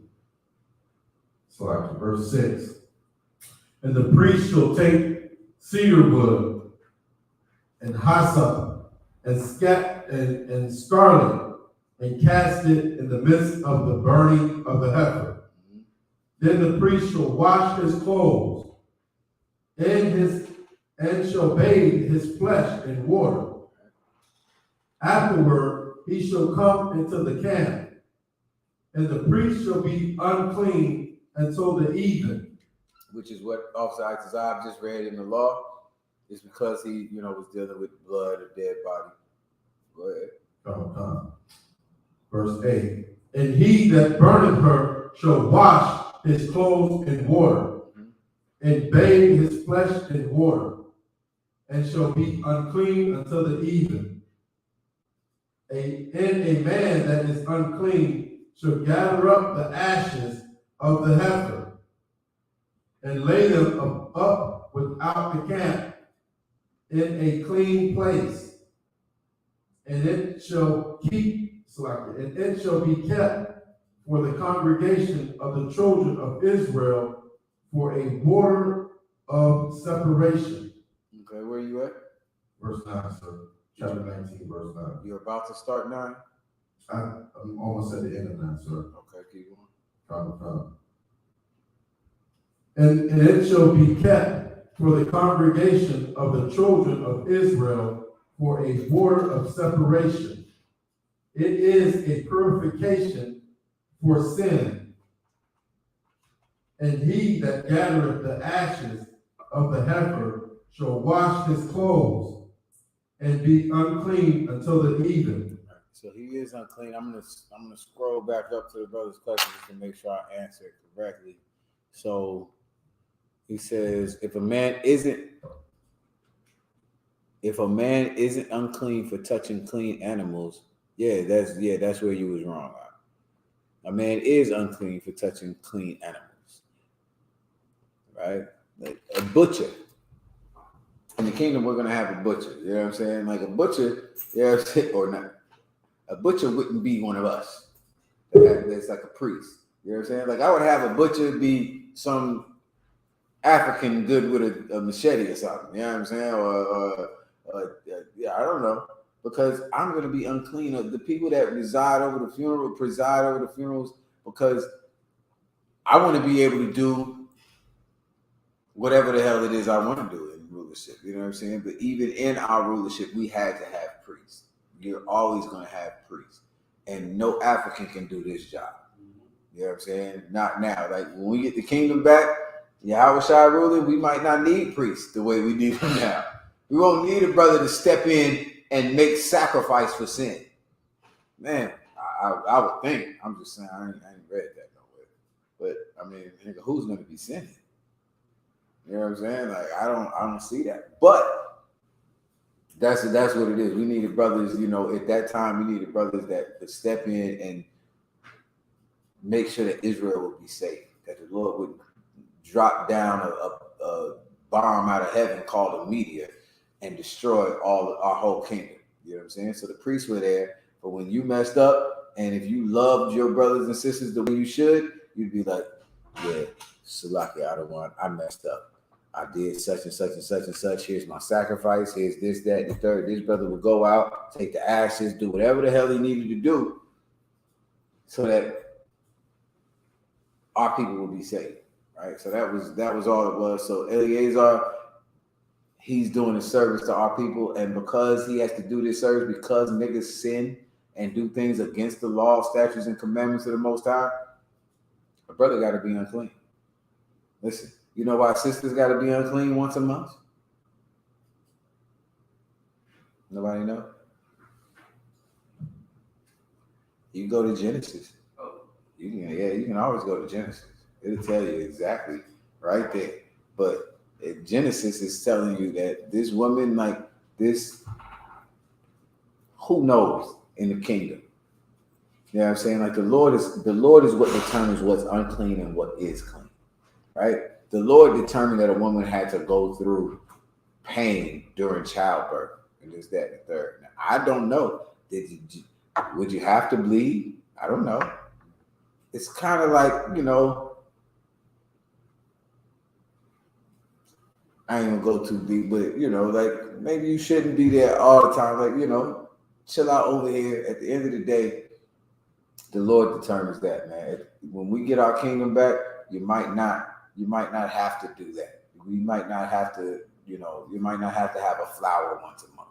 You know what I'm saying? To have kids. You might not have that. Brothers might not have to perform sacrifices. You know what I'm saying? I know that. Brothers won't have to perform sacrifices in the kingdom. You know what I'm saying? Like you either gonna get down or lay down in the kingdom. That's what's happening. So ain't gonna be no sacrifices. Brothers ain't gonna be unclean, but at this time, that's what had to happen. So yeah, the brother is unclean.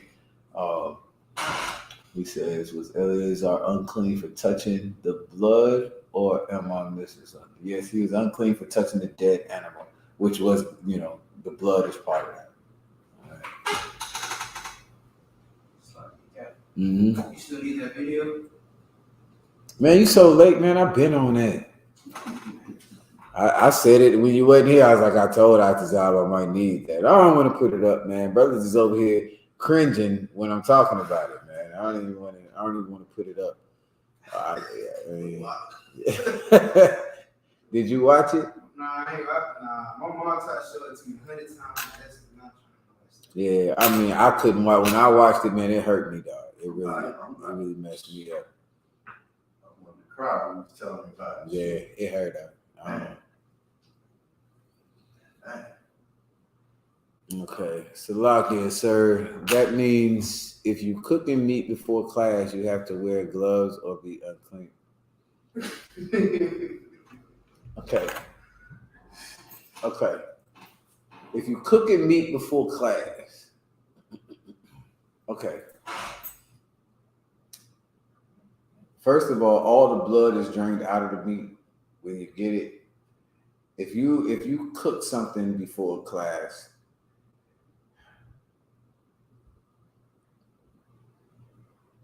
I'm gonna get back to you on that. I don't think you're unclean.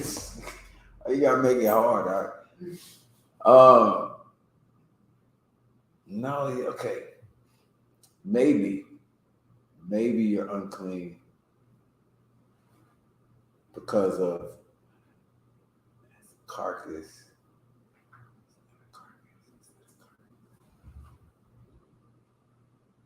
I believe you are unclean. Technically, you are unclean, right? I'm gonna have to check. I'm gonna have to double check. I think you are unclean out. I think you are unclean until the sunset. All right, like like how we do. I know every high holy day we have, I always do it early, and like the sunset is when we start the Sabbath service or what have you. I do think you're unclean. It's hard to say. It's a carcass. That's what I'm stuck on right now. Is the are the lamb chops? I know, and all the blood is poured out, but it's still raw. Like I gotta check on that one. If I could, it's crazy because we kind of already be in spirit about it because when we be preparing the food, we'll have a different set of clothes and all. Yeah, we always gotta change. Change. We ain't jump in the shower though. Wash your hands. Definitely gotta wash the elbows and get up in there. They're all up in here, but it's a good one. Let me check on that out. I'll get back to you. All right. It says, what about if a sister comes, hey, Shalom, Yakana. What about if a sister comes on her period at the Passover or to class? So if I understand you saying like, okay, you came to the class already, you already in the class, and your period comes while you're there. I mean, let me hit y'all with this. In the scripture, like the Lord is telling us to rehearse the righteous acts, right? We read it earlier in Galatians that neither circumcision or uncircumcision availeth anything but faith. You know what I'm saying? And this love, meaning this brotherhood.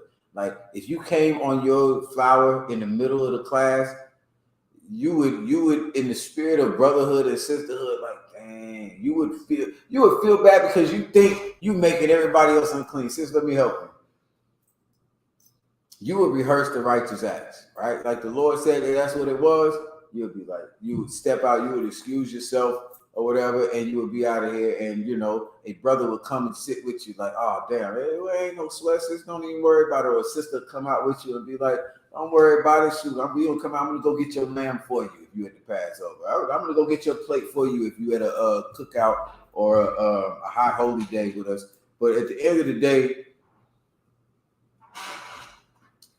you're fine. Like you're keeping the laws. You know what I'm saying? Like again, what the Most High gave us as laws is so that we look out for each other. If I touched some meat or if I killed an animal before I came to class, I would wipe. The Lord says until you're unclean until the evening. That's it.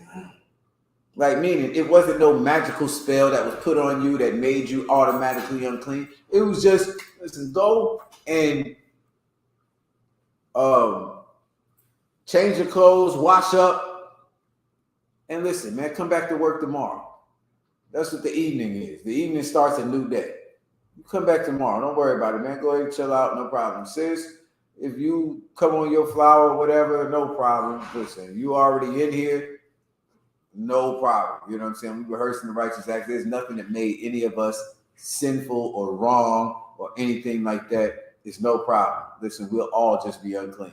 That's all it would be. If you came on your flower while you was in the school, and I'm up here teaching the class, as long as I don't touch nothing that you touch, I'm good. I can continue doing what I'm doing. You know what I'm saying? Anybody else, the whole point is so that you don't sit on, anyway. I hope that answers the question. I don't want to get too deep on the flowers. I hate talking about flowers. Is that wrong? I'm gonna let y'all do this class from now on. I just don't, man. It just, you don't like it. It's just something. It's something they put in men. You know what I'm saying? Like, I don't know why, but no, you good. If a sister come on her period at the Passover class, you good to go, sis. You know what I mean? If you come on your period before the Passover or the class, because we're rehearsing the righteous acts, you wouldn't come inside. You wouldn't come inside the building. Again, neither circumcision nor uncircumcision availeth anything. The uncleanness that I would be doesn't mean anything. You know what I'm saying? As long as I'm being a brother to my brothers and being you being a sister unto your sisters, it doesn't mean anything. That's the bottom line of this whole thing. That's the spirit. Again, the whole point of this class is so that you understand the spirit behind the law. The letter of the law was set up so that you would learn how to be a real nigga, so that you would learn how to be a real sister. You learn how to be a real mother and a real wife. You know what I'm saying? And not be fake, not be smiling in your husband's face and cheating behind his back, so that you wouldn't be smiling in your woman's face and telling her this, that, and the third, but bringing her all type of diseases and this, that, and the third back from wherever the hell you just came from. You understand? So at the end of the day, these laws were set up so that we know how to love one another, take care of each other. You know what I'm saying? Not, carry some baby for 9 months that ain't even mine. And then, you smiling in my face. Get the hell out of here. You know what I'm saying? Let's just be clean. You slept with another man, you and that other cat are no longer together, just in case you got pregnant over there. Just in case. So we don't have Maury Povich out here. You understand? So that's that. All right, we can get one more because I know we're coming up. We got like 15 minutes. I know I had another one, unless there's another question. Y'all got questions in the room? Yeah, if I could I get a breakdown real quick? It's not too much. Okay. I was reading this and I didn't really really understand it. It's in Leviticus chapter 11. Okay, 1 second. I misunderstood the law as you were only unclean if the animal was, but it's any flesh. I was asked about touching meat before Sabbath service Passover class. I still got to check because you didn't brought up some new stuff. I mean, it ain't new, but like I've never been in a situation where I was cooking before I came to teach a class or anything like that. You know what I'm saying? Or I touched, you know what I'm saying? Like I might have killed a mosquito. You know, I mean, again, we're rehearsing the righteous acts. You know what I'm saying? Like, and brothers, like, if you understand the spirit of this law, if you understand it, that's the point of what I'm doing. If I know that the thing that I'm doing might hurt my brother or my sister, with the scripture that you read, the whole law is fulfilled in this. That's what it is. Like my whole job is to make sure that I don't hurt you. So the Lord gave me laws so that I didn't do that. You touch some blood, wash it. Wash your hands, wash your clothes. But you know what's better is that you love the brothers and sisters, that you don't want to hurt them. Because even if I messed up, even if I did this, that, and the third, then maybe the Lord will be with me. You know what I'm saying? Because the Lord, you know what I mean? Like, that's what y'all really got to understand. Like, the laws are not They were our schoolmaster. Matter of fact, give me that one. Give me that one. I'm gonna end it with that one. Schoolmaster. Just look it up in your concordance. They were our schoolmaster, meaning this. We were young and dumb at one time. We was in kindergarten, and we needed a schoolmaster to direct us into being, good adults and good human beings, good fathers. Like the law says 45 miles mph on the sign. It's got a whole sign right there. Well, somebody is in my car dying. Should I follow the letter of the law on that sign? Or should I speed as fast as I can to get the person to some help? You got to understand the spirit of the law. The spirit of the law is we're trying to make sure that everybody ain't flying all the goddamn time, drunk and shit, and running into each other. That's the point.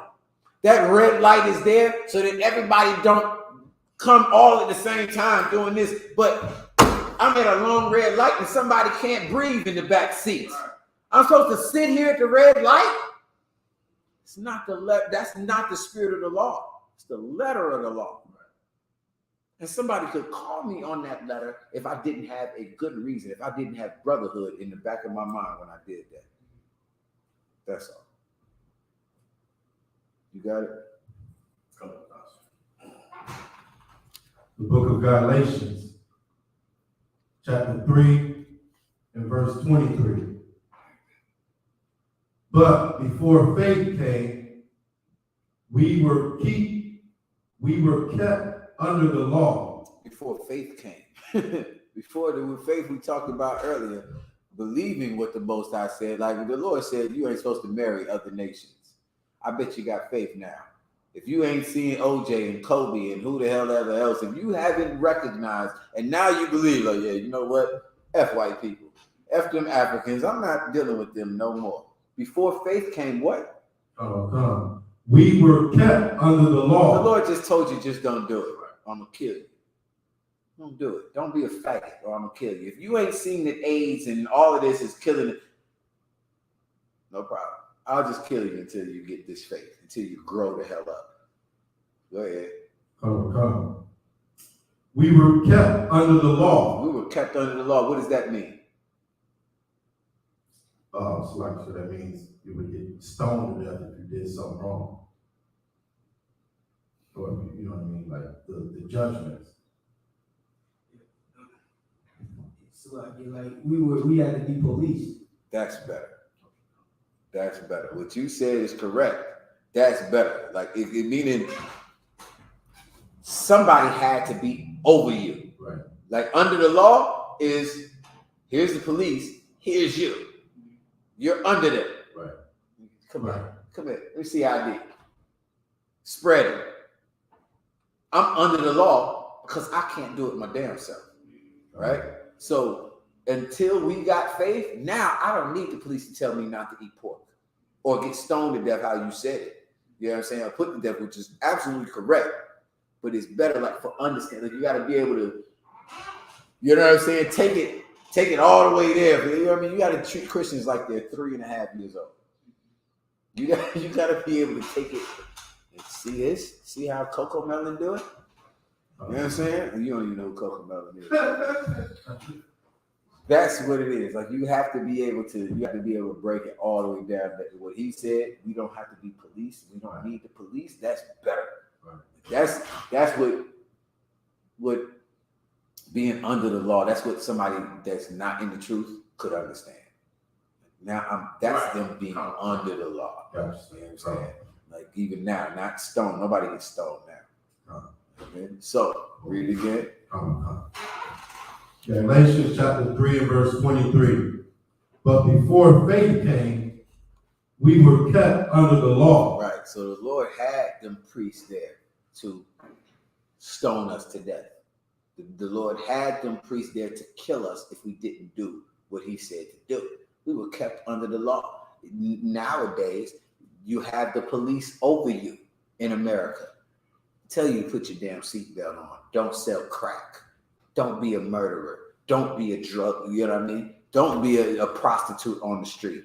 You got police out there to do that because you're an idiot. But you come into the truth, now you have faith. Yeah, being a whore is horrible. That's why they say horrible. Because being a whore is horrible. That's why. Just made that up. I'm gonna make a t-shirt. Yeah, get that one down. That's a good with the water, nigga. I need royalties off that. Nah.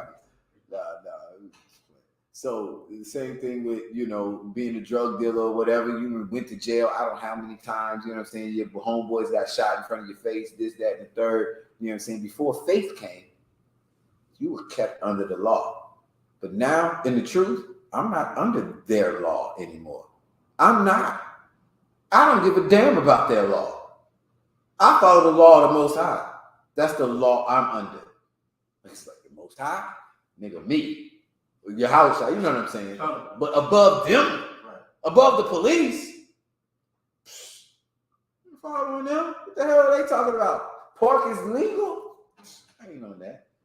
Getting high is legal? Being a homosexual is legal? I ain't under that law. I'm above that law. I'm under the Most High.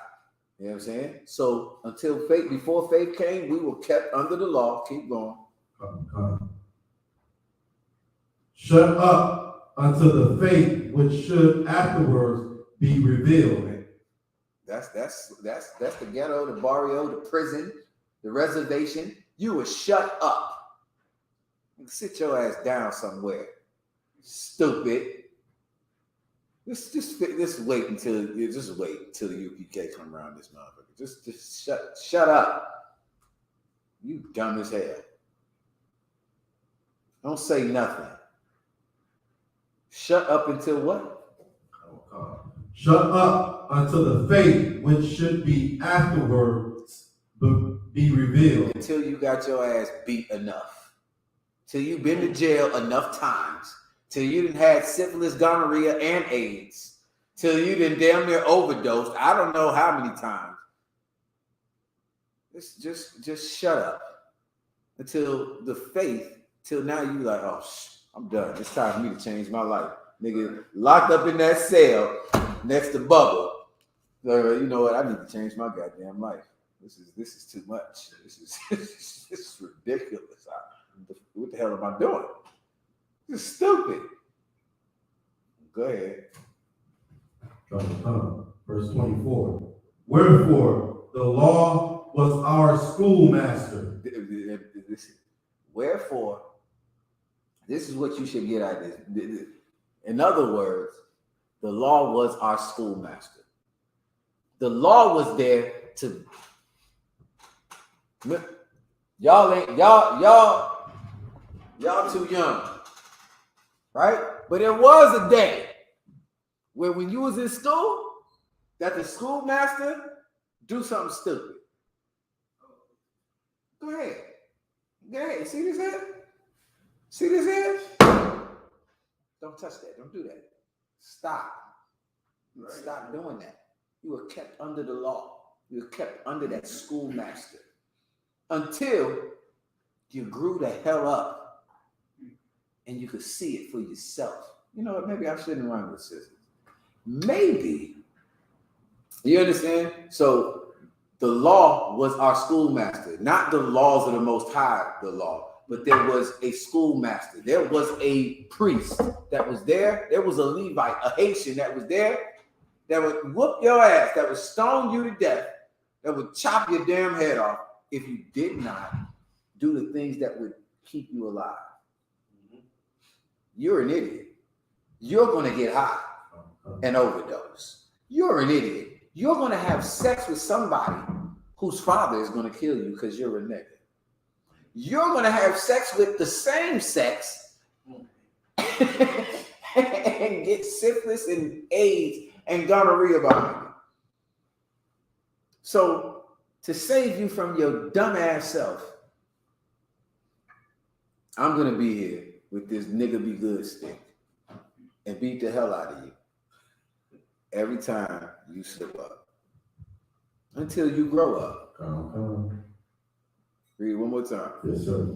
Galatians chapter 3, Verse 24. Wherefore the law was our schoolmaster to bring us unto Christ, that we might be justified by faith. That we might be justified by faith. Now, I can vouch for you. Because there is no law over you anymore. The law says you can eat whatever you want now. Whereas before, when we had the schoolmaster, when we had the law over us, you couldn't eat no pork. You couldn't be no faggot. Right. You couldn't get high. But now, all of that is fine. But you become a law unto yourself.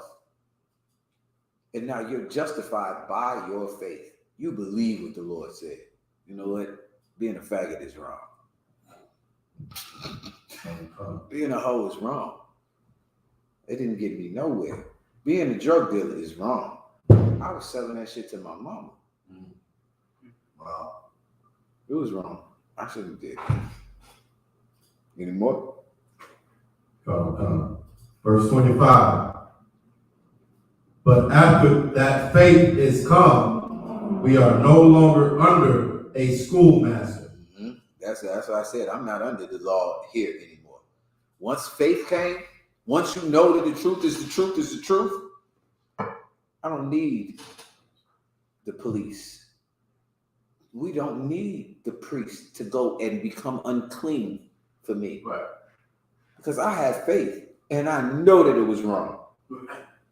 I did that, been there, done that, done with it. You understand? Keep going.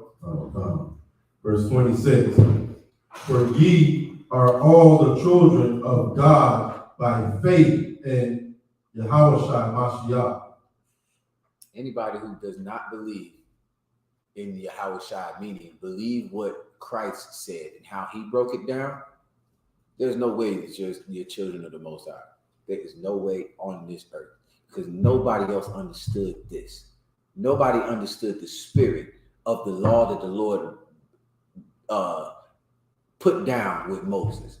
He gave it to Moses for sure. He gave him whole tablets. Christ didn't have no tablets. You know what Christ had? Slack, sir. I was gonna say he had the spirit, sir. That's true. That's good. That's a good answer. I take that. Christ had breakdowns. That's what I was gonna say. He ain't had no tablets. Like, he ain't had it like written like a letter.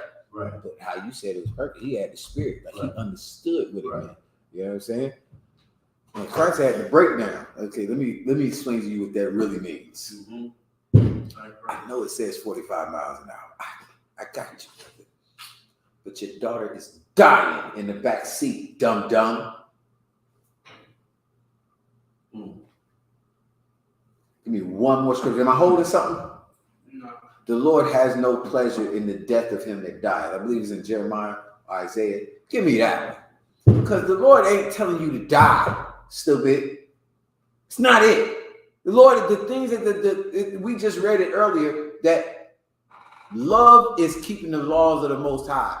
And his laws are not grievous. The Lord is not telling you, you got a wonderful, innocent, righteous son or daughter. He's not telling you to kill that son or let that son die. If there's anything that you can do, then do it. The laws, hey, listen, you getting that one, give me, and then I need one more. I keep saying I'm lying. I got a couple. Give me one more. The other one is the laws are not for a righteous man. Give me that one. That's the other one I need. And then we'll bring this whole thing together, because the spirit of the law is something that everybody should understand, right? This is how we keep the law. Like, knowing these laws is very important, but knowing the spirit of these laws is priceless. It's priceless, man. You know what I'm saying?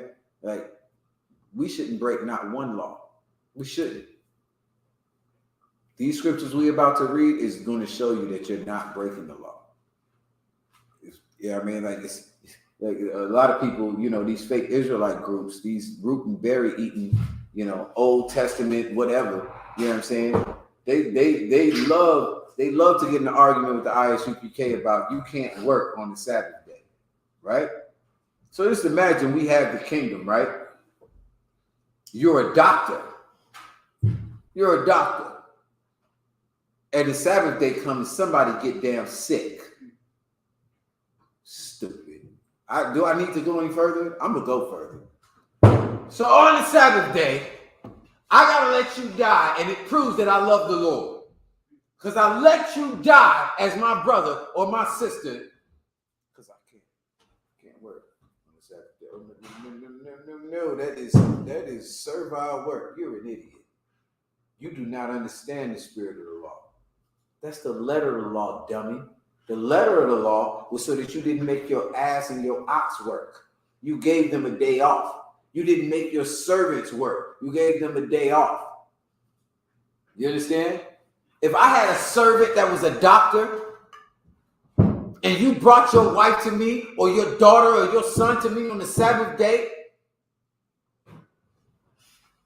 this ain't no servile work. You either have a lap or get some of this here. This cracker be good sticks. I'm gonna do it. That's what's happening now. Some got to give. You know what I'm saying? That's the spirit of the law. You know what I'm saying? Like, this is how we show we love the Lord. Like, that's not what the Lord gave us the law for. The Lord gave us the law so that we weren't greedy, disgusting, filthy, selfish bastards. Well, how more unselfish can you be than to, you know, love your brother, love your sister, take care of them? You understand? That's it. So give me the first one I asked for. What did I ask for? You guys for take no pleasure in the death of the wicked. No, not the death of the wicked. The death of him that dieth. That's how I say it. I know that for sure. The death of him that dieth. Because it's a mouthful to even say that.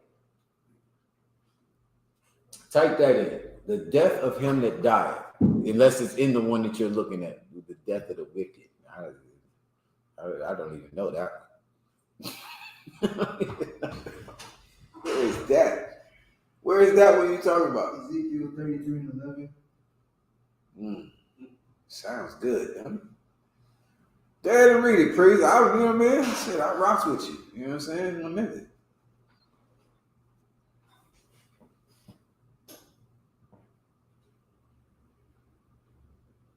I don't know. It's the death of him that It died. says that, sir, in 18 and 32. In Ezekiel? You said that. Okay, well, let's get it then. That's what I want. I would say, man. Where are you at, Isaac? I was in Ezekiel 22. 33 and 11. 33? And then it's another one in 18. I think 18, if it says the death of him that died, that's the one I want. Yeah, that's the one I want. The other one sounds wild, but you know what I mean? I know this one for sure. This one I know. The book of Ezekiel, chapter 18, verse 23. 32.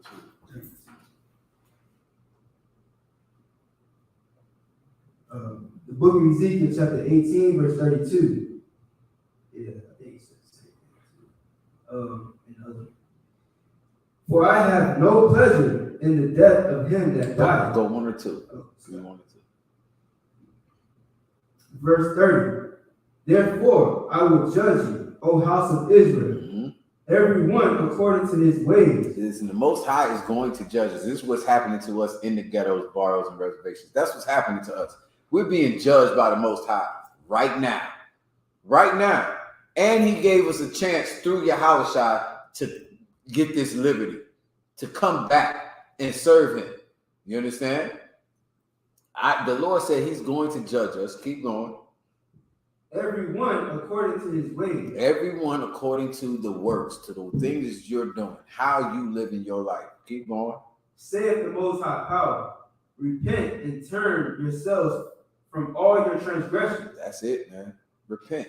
Stop doing it. This is your liberty. You have the chance to choose to serve the Most High now. You're not stuck being a Galatian or an Ephesian or an African American. You ain't stuck being that no more. Repent and what? Turn away from all your transgressions. And turn away from all your transgressions. The Bible says that sin is transgression of the law. So the Lord is telling you to turn away from all your sins. Everything that you're doing that's against his laws, his commandments, he's telling you to turn away from it. This is your opportunity. This is your liberty. Go ahead. So iniquity shall not be your ruin. So you're not stuck. You know what I'm saying? So that you can get free from that thing that you was in before. That is not your ruin. You can stop doing it today. Right here today. You can stop doing whatever you're doing and come back and serve the Most High, man. You can get in all black, bros. You know what I'm saying? Sisters, you can come in here and listen, be wonderful, be amazing in the work of the Lord, man.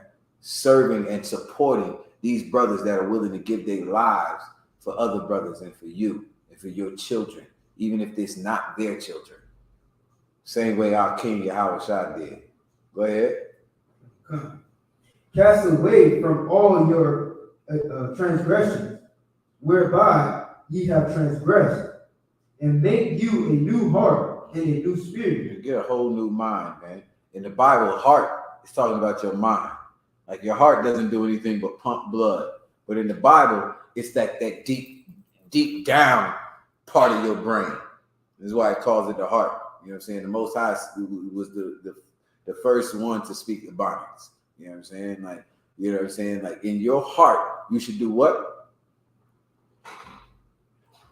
Cast away from all your transgressions, whereby ye have transgressed, and make you a new heart. Man, get a new mind, man. Get and make yourself a whole new person, man. Kill that old man who you were before. Kill that old woman who you were before. Everything that was that person, like let it go. This is something that everybody deals with, myself included, of course. You know what I'm saying? Like the things that we was before in the world, you still hold on to it a little bit. You know what I'm saying? Like it's like, it's just who I am. It's that nigga, kill that nigga.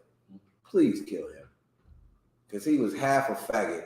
You know what I'm saying? The damn drug addict. You know? Like, you should kill that whole person. And I know it's hard to do because you think you're special. You think you somebody. You are nobody until you start keeping these laws of the Most High. Until you kill you and you like, I want to be what the Most High wants me to be. Once you do that, once you humble yourself, you'll be all right, man. You know what I'm saying? But like I said, man, get you a new mind. You know what I'm saying? Make you a new heart and what? And a new spirit. And a new spirit. Meaning that's two different realms. The mind is in the third dimension, physically. In your mind, you change your mind. And your spirit is different. A whole new spirit. Like your spirit meaning this. The things that you were zealous for, the things that you were adamant about before, it changes. When we was in the world, I was adamant about my football team. I was adamant about, I don't know, women's rights. I don't know, whatever the hell it is. Well, now you got a new goddamn team. Your team is not Women's Lib no more. Your team is not the NRA anymore, or your fraternity. You punk. Did I say? I ain't say the whole word. You punk ass. Who the hell ever you? If them niggas is out here, all that, forget that. Get a new mind. Get a new spirit. Get a new team, nigga. Where's your team now? Where's your team now? Nigga, it's One West. That's why niggas think we in gangs around here. We be like, One West to the death to they bury. You know why? You got a whole new spirit. My spirit is different. I don't claim blood no more. I don't claim Crip no more. And I had to take on something because it's in me. That's my spirit. My spirit is like that. I'm a loyal ass, real nigga. I'll kill and die. I ain't snitching. I'm like, cool. Got you, brother. Change your mind, nigga, because you was dumb. Change your spirit, because you were a goddamn idiot. If you want to be about something, then cool. know what I'm saying? One west to the death. All right, it's cool. It's right there. The niggas is they killers. They ready to die. You know what I mean? Change your mind. Change your spirit. Go ahead. For I have no pleasure in the death of him that died. The Lord is saying that who you was before was garbage. You was straight trash. And he don't want you to be. He wants you to change your life. He wants you to change your mind and change your team. Because he doesn't want you to die in the Third World War and thermonuclear warfare. He doesn't want you to die under the knee of some cracker in a traffic stop. He doesn't want you to die from an overdose from heroin or what the hell ever else you're doing. He doesn't want you to get AIDS from all the men you decide to sleep with, or all, if you're a woman or if you're a man. You know what I'm saying? Whatever the case may be. The Lord is saying that he doesn't want you to die. Even though he put this curse on us, even though he put us in the ghetto, he put us under this curse and this punishment. He gets no pleasure from it, just like any father. Your father is going to punish you. Why? Somebody read my mind, be in the damn class. Please be in the class. Why is your father punishing you? Because he doesn't want you to die. That's true. It's not what I was talking about. The Most High says that he, like how you just said, he has no pleasure in the death of him that died. But then why does the Lord have us in the ghetto? Why are we the number one in everything else? I'm about to give you the answer. I'll give you the answer. I hate to do it. But the Most High is a spirit. He's not a man.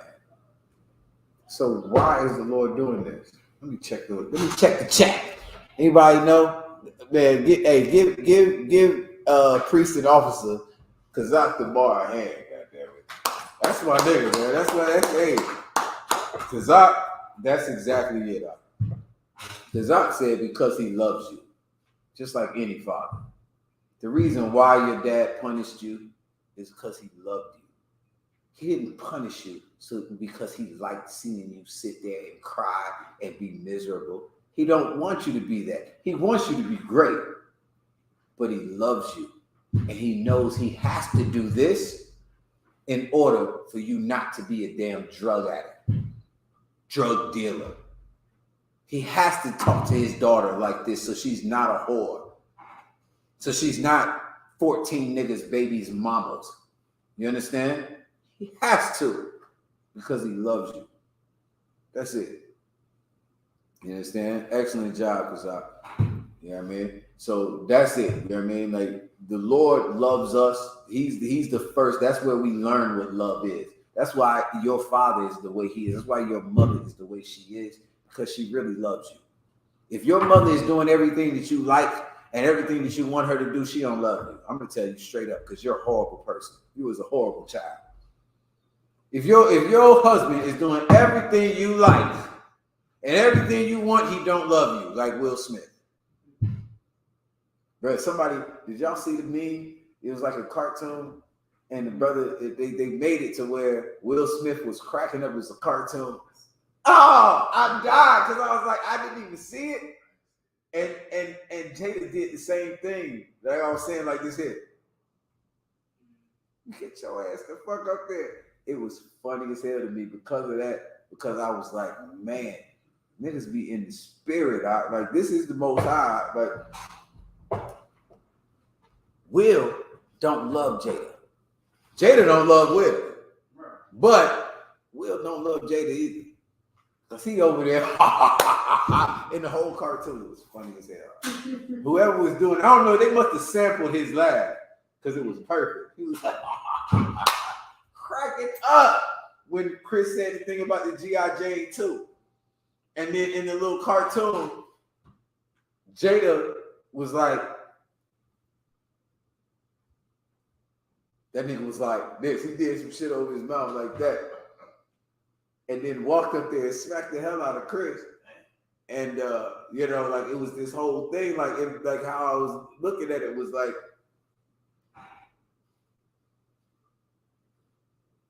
he doesn't love Jada, right? Like, because if he loved Jada, he would tell her what everybody else is saying and what everybody else sees.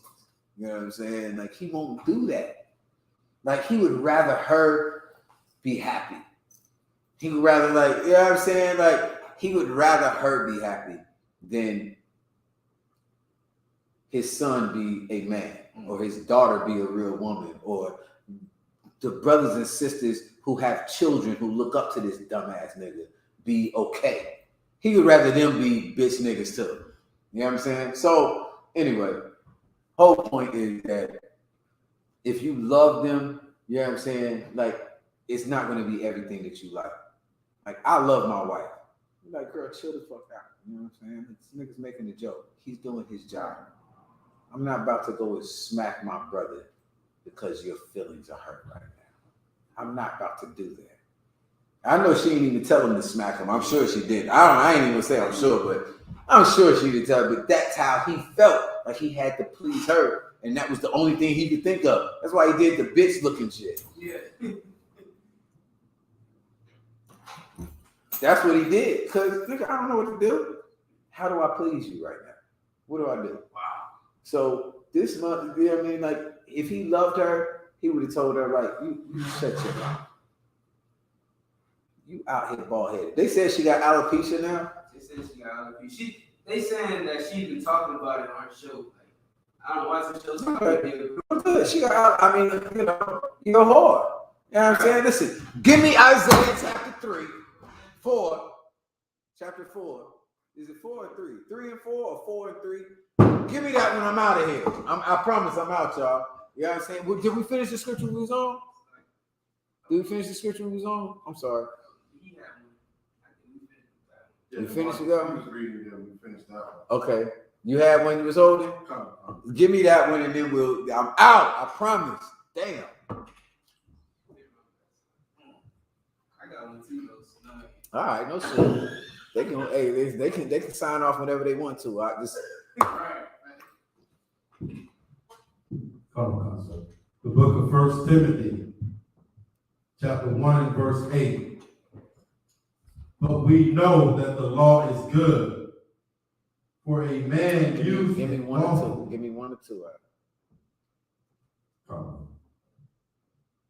Tell them where you at. Book of 1 Timothy, chapter 1 and verse 5. Mm-hmm. Now the end of the commandment is charity out of a pure heart, and of a good conscience, and of faith unforged. Here go that faith. That faith what? And of faith Spell it. faith unfeigned. Okay. There's faith unfeigned. You know what feigned means, right? If I'm not mistaken, I'm like 99.8% sure it's fake. Okay. Like if you fake. Yeah. So, right. You're not faking it. This is real faith. Okay. So it's faith unfeigned. This is the real deal here. You really believe what the Most High says. You really believe the name of the Lord. You ain't on the fence. You really got it. That's faith, unfeigned. Keep going. Verse 6. From which some having swerved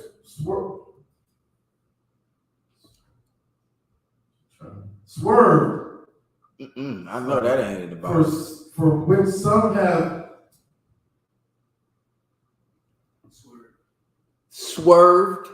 Nah, no. Spell it. Spell it. SWERVED.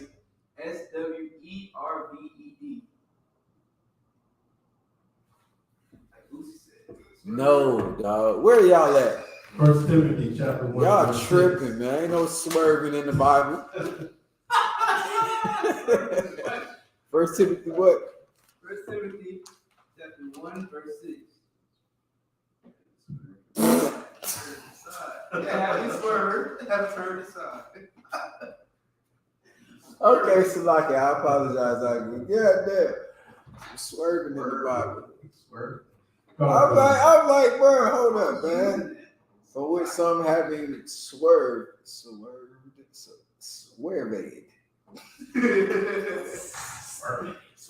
Not swerve it.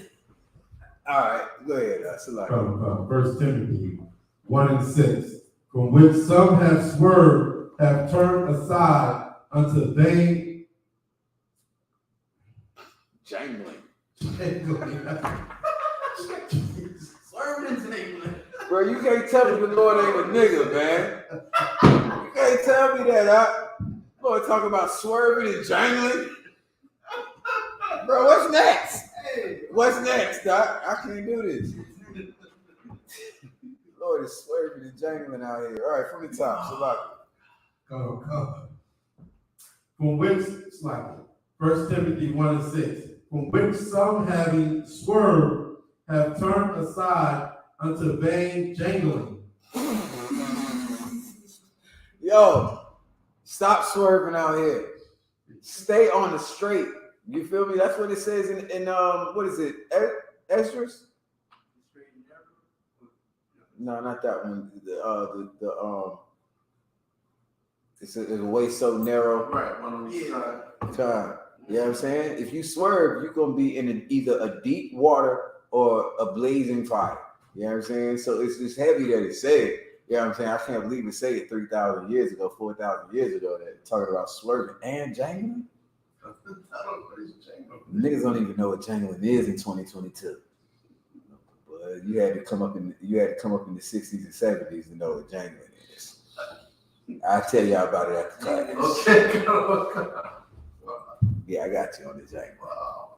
I don't know. All right. So from which some having swerved have turned aside unto vain jangling. I can imagine though. Keep going. Verse 7. Itazab is getting jangling for you right now. Verse 7. Desiring to be teachers of the law, understanding neither what they say, nor whereof they affirm. There's a lot of people that claim they are in the truth, right? They know that they're Israelites, but they want to teach the law. Like, and it's just in our spirit. You want to help your people, but you don't have that spirit. Like, you wasn't built for that. You know what I'm saying? And so because of it, this is what happens. Like, neither where did you start out? What verse did you start at? Verse 7, sir. No, you didn't start at 7. Oh, I started at verse 5. No. Okay. Yeah, verse 5. Sir. Okay. And now the end of the commandment is charity, which another word for charity is what?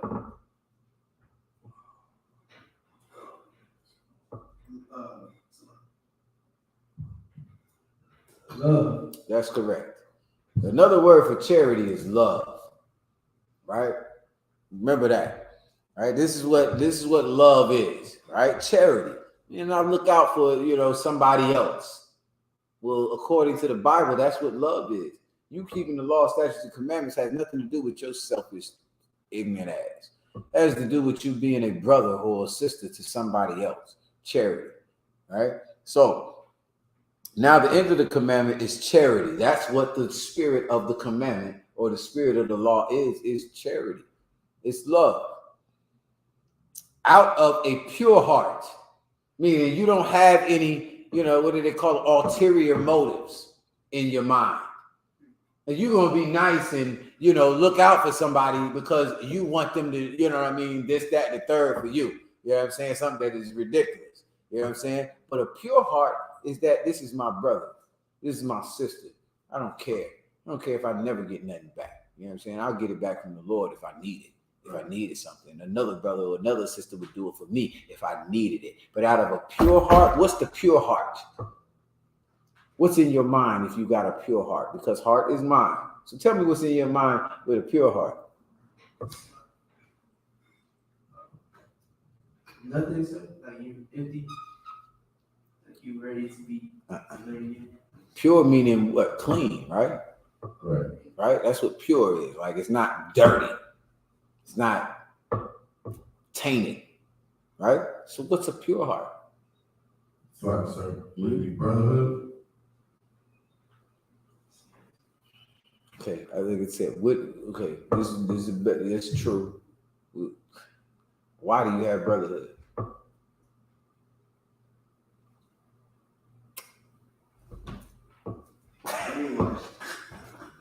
This is why you have brotherhood. Because I know you thought you had it in the world, right? Thought you had brotherhood. Right. So tell me why you have brotherhood. Because you love your brothers and sisters.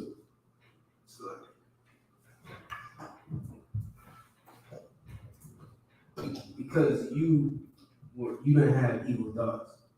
Like you didn't feel evil towards them. Nope. This is why we have brotherhood. This is why I have brotherhood. I'm gonna speak for myself for that. This is why I have brotherhood. Because I believe and I learned the law, statutes, and commandments of the Most High. It's the only way that I'm a real brother. Who the hell I was before was not a real brother. However I felt or didn't feel about somebody or whatever, the brotherhood that I thought I had in the fraternity that I was in or the gang that I was in or whatever was not brotherhood. The only way that I have brotherhood is by following the laws of the Most High, right? So when it says in the scripture, where we at? What verse? Verse 5, sir. Now the end of the commandment is charity. So the end of the commandment, meaning the summing up of what the laws of the Lord is charity. That's the end of it. So what's your point? That's what somebody would say in the world now.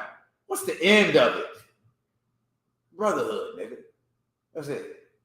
You just called me a nigga. You're not a brother. So that's the end of it. It's love. Well, what the hell is love? What is this love? The end of it is charity, right? Out of a pure heart. My pure heart, my pure mind, a mind that's not tainted, is that I just do what the Lord says that I'm supposed to do. If I gotta die for niggas that want me to die, then I'll do it because it's a pure heart. I just do what the Lord tells me to do. I just follow whatever the Lord tells me to do. In the world, if a nigga didn't come and put money on your books for the 10 years you was locked up, you wouldn't have no brotherhood to him no more. Ask, what's the OG Bobby Johnson? You ever seen that movie? Yeah. You never seen that? Bro, you lost your Israelite card. Just kidding. Dang! Bro, please get South Central. Okay, so OG Bobby Johnson got locked up because he was a real nigga. He would not snitch on the brothers that was over him in the gang.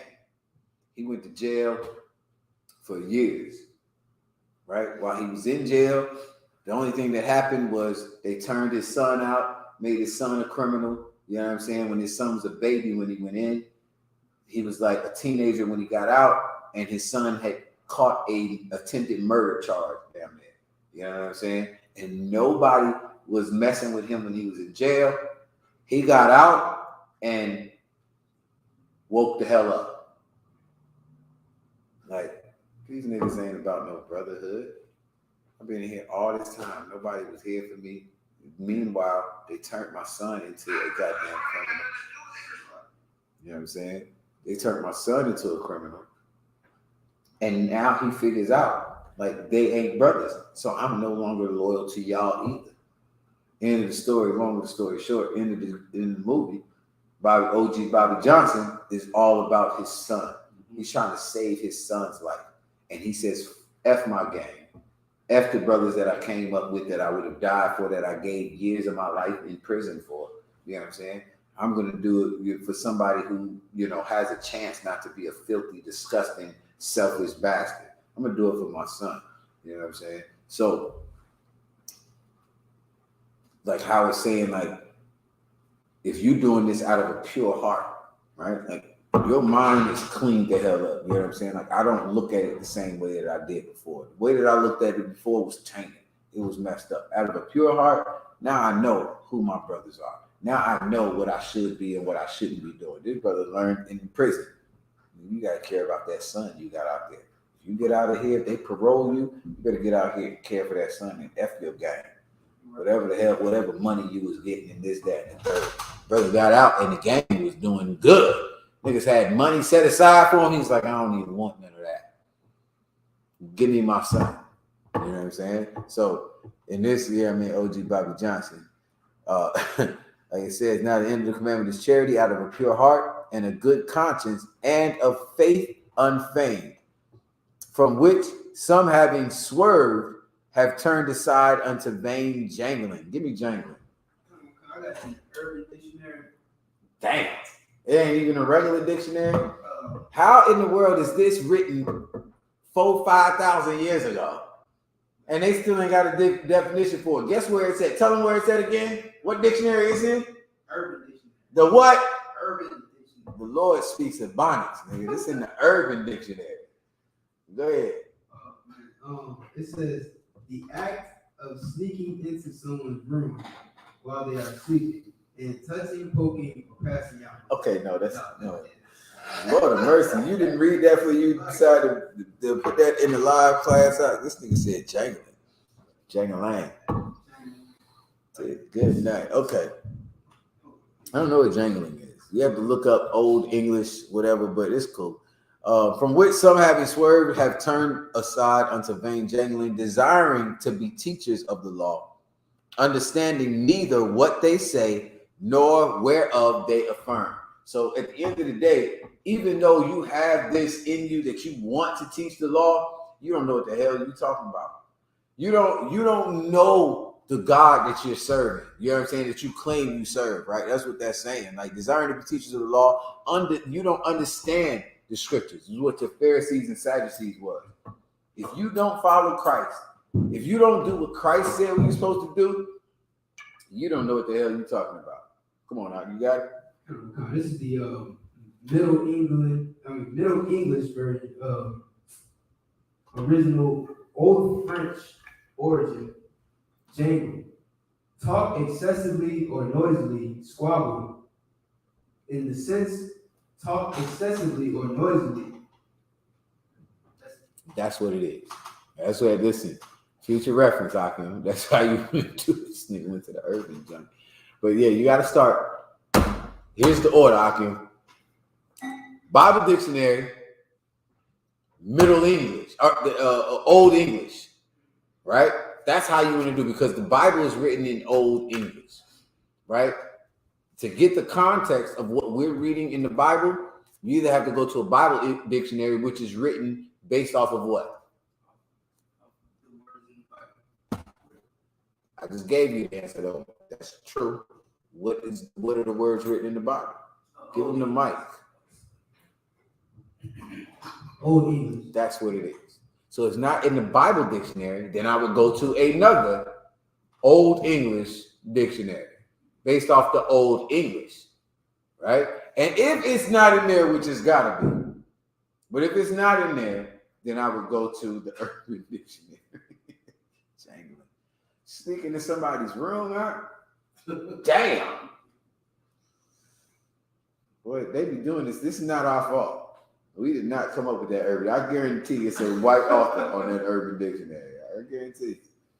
But okay. Or publisher, at least, for sure.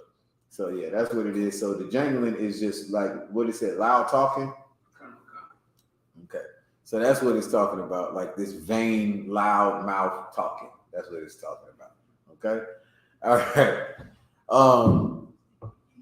Desiring to be teachers of the law, understanding neither what they say nor whereof they affirm. Like who is the authority behind what it is you're saying? They don't even know what they're saying.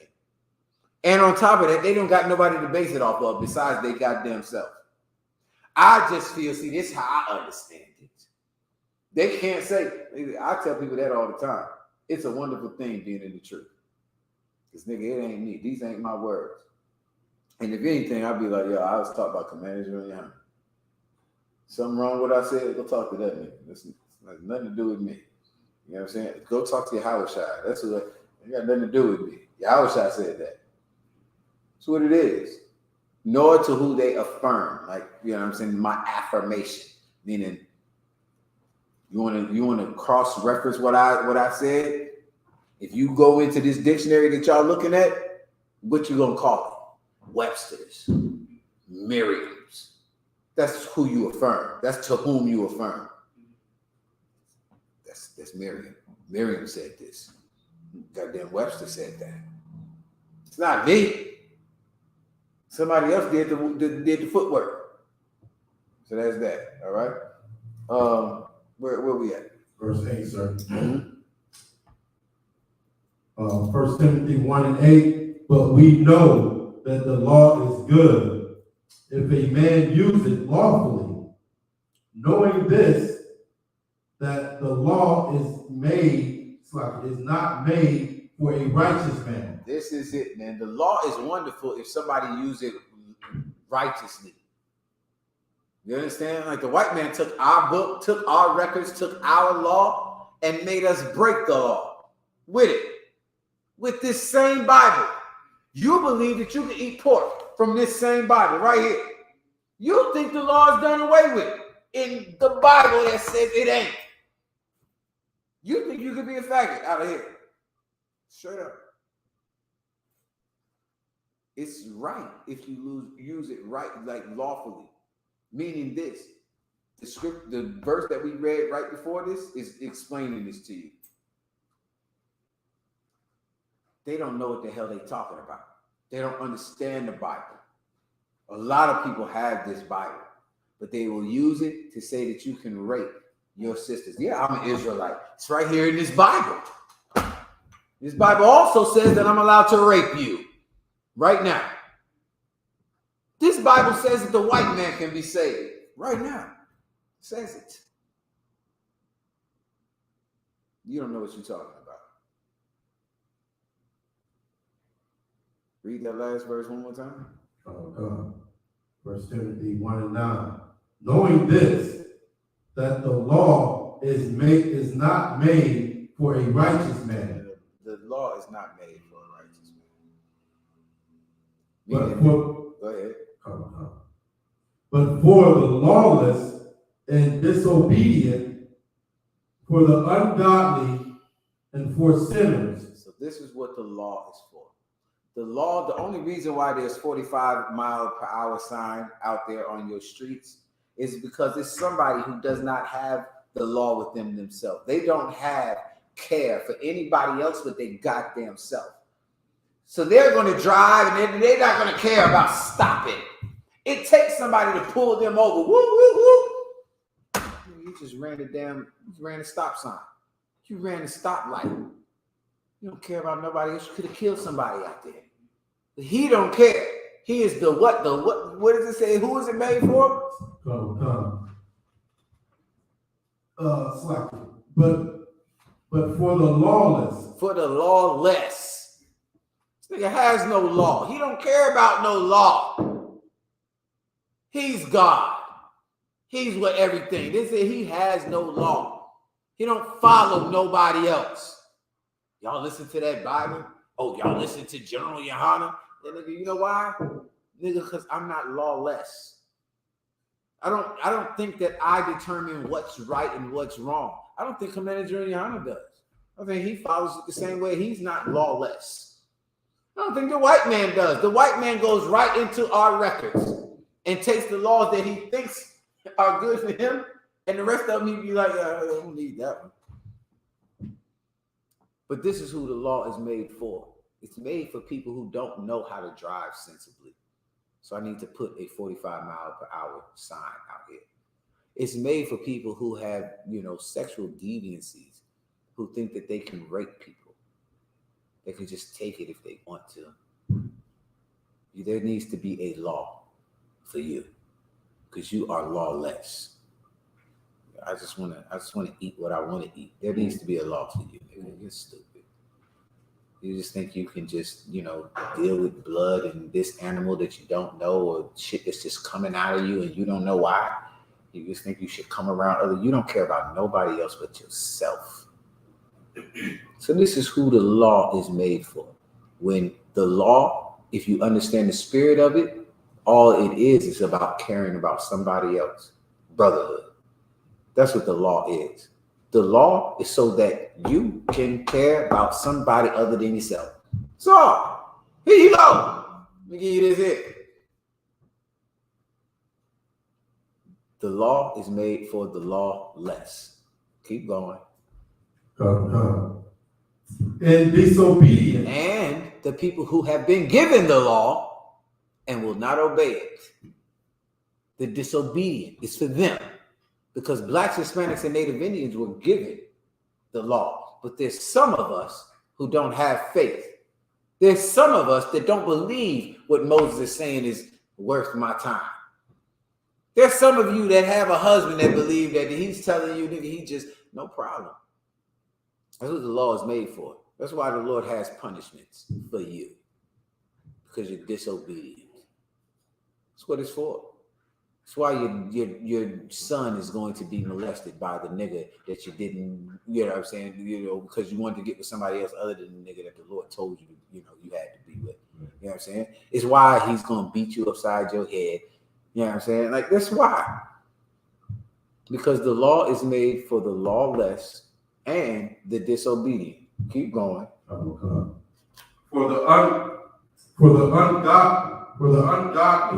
For the people who are not about what the Lord says, they are ungodly. They're not like the Most High, meaning they don't follow what He says. Keep going. And for sinners. And for the people who transgress God's law. Again, the ungodly. Same thing. Same thing as being a selfish bastard, ungodly, lawless, sinners. These are all synonyms. Go ahead.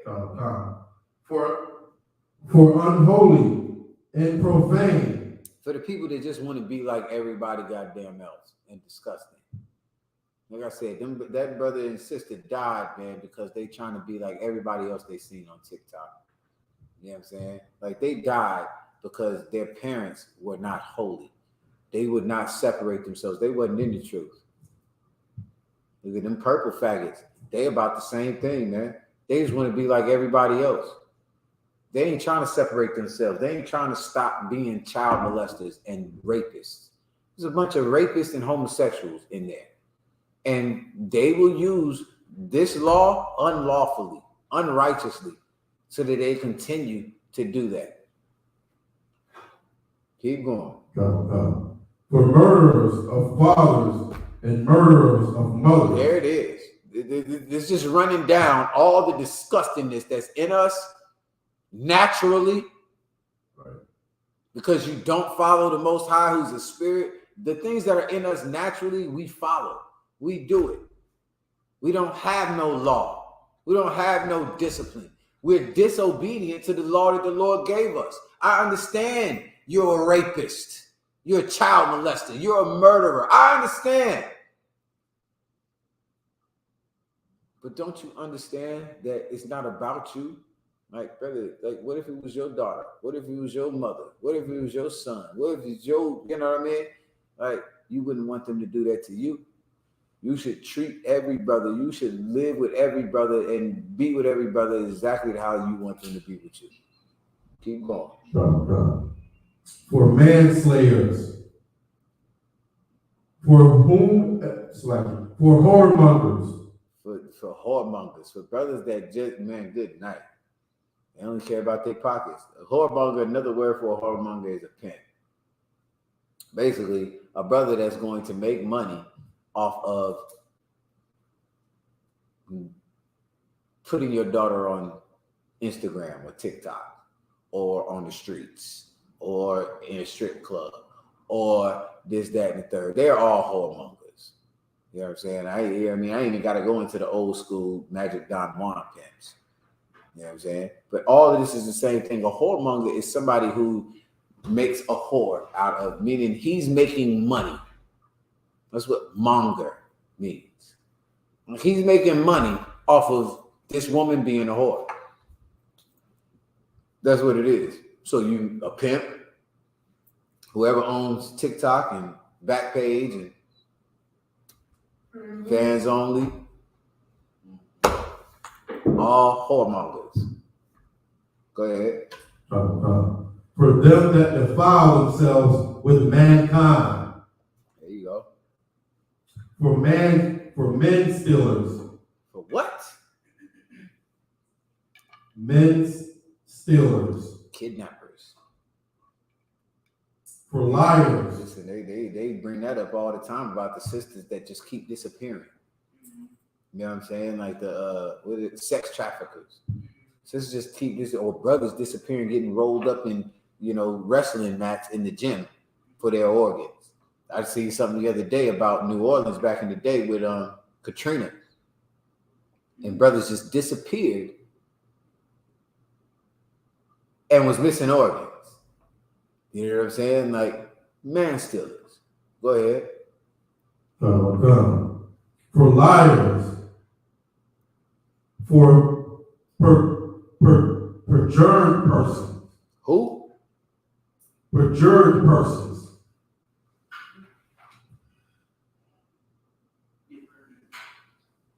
perjured persons. Okay. So yeah, basically anything that goes against the laws of the Most High, perjured, liars, you know what I'm saying? Same thing. You know what I'm saying? Perjured persons, brothers, man stealers, all these different lusts that we have naturally. Like just think about an animal. Animals are of what? Nature. They're of nature. That's where natural comes from. Well, naturally, you're a disgusting mother. You know what I'm saying? That's what you are. Naturally. Naturally, you would lie. Naturally, you would make me think that you're going to do something. Why would you lie? Like, why does anybody lie? Blow my mind. Why do you lie? Why? Just think about yourself. Just be honest. Why do people lie? Sorry, sir. Because you don't want to know. They don't want you to know the filthiness they know, or whatever. That's true. Something. Why do you lie? Why did you lie, nigga? Tell me why you lie. You don't want to tell me. You don't want to know the truth. Yeah, it's true. It's definitely true. But it's Sloppy. So you don't look bad. okay. You can have it like 45 times. Man. Jeez. Brother be raising his hand for 13 minutes. You don't want to put the shame. Yeah, same thing. That's the same thing he's saying, right? That's all correct. But what I'm saying is, why? Okay, y'all are saying it, but you're not saying it. Like, okay, you said because you don't want to be put to shame. You said because you don't want them to know the mess you're doing. Now make it even simpler. It's natural. That's true. Simpler. You was close to what the thing you said before. You're a sinner. No, now you wait. Now y'all getting colder. You know what I'm saying? Like you just said it. You said it in what you said, but you don't know what you're saying. It's simple. Just make what you said first simple. What did you say first? I said because you don't want to be put to shame. Because what? You don't want to be ashamed. Because what? You don't want to be ashamed. Okay. Now, tell me why you're lying. Make it simpler than that. As simple as you can make it. Because 3 words or less. Because you're wrong. Nope, you're still missing it. You're still putting the right word in it, but you're missing what it is. It's you. For you. Oh. Yeah, that's why you're doing it. It's only you. It's all you care about because you're wrong. You know you're wrong. You don't want to be ashamed. You don't want nobody to know what the hell else it is you're doing. You don't care about nobody else. It's just you. You have no concept of brotherhood. You have no concept of sisterhood.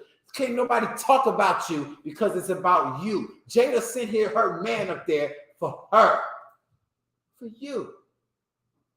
You would want him to be hurt. You.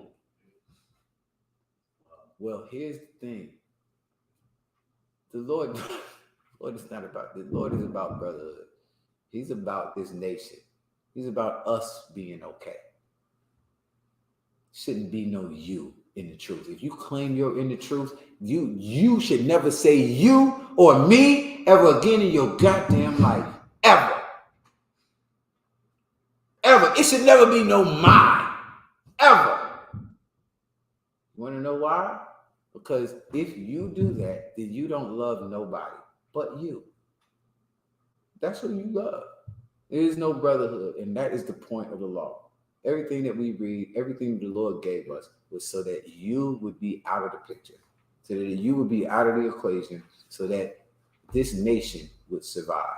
Christ didn't give a damn about him, so that this nation would survive, so that you could have liberty, so that you could have another chance. A man gave his life for you. And here you are still talking about you. So, are we finished with that? All right. Did I have something else? So, like, did you want perjury? Perjury? The definition? Means liar.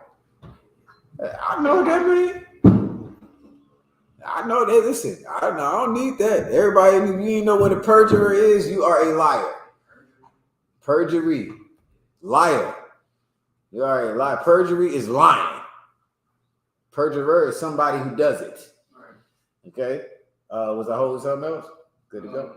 I didn't know where it was in Isaiah, but you did want me to call for something after that.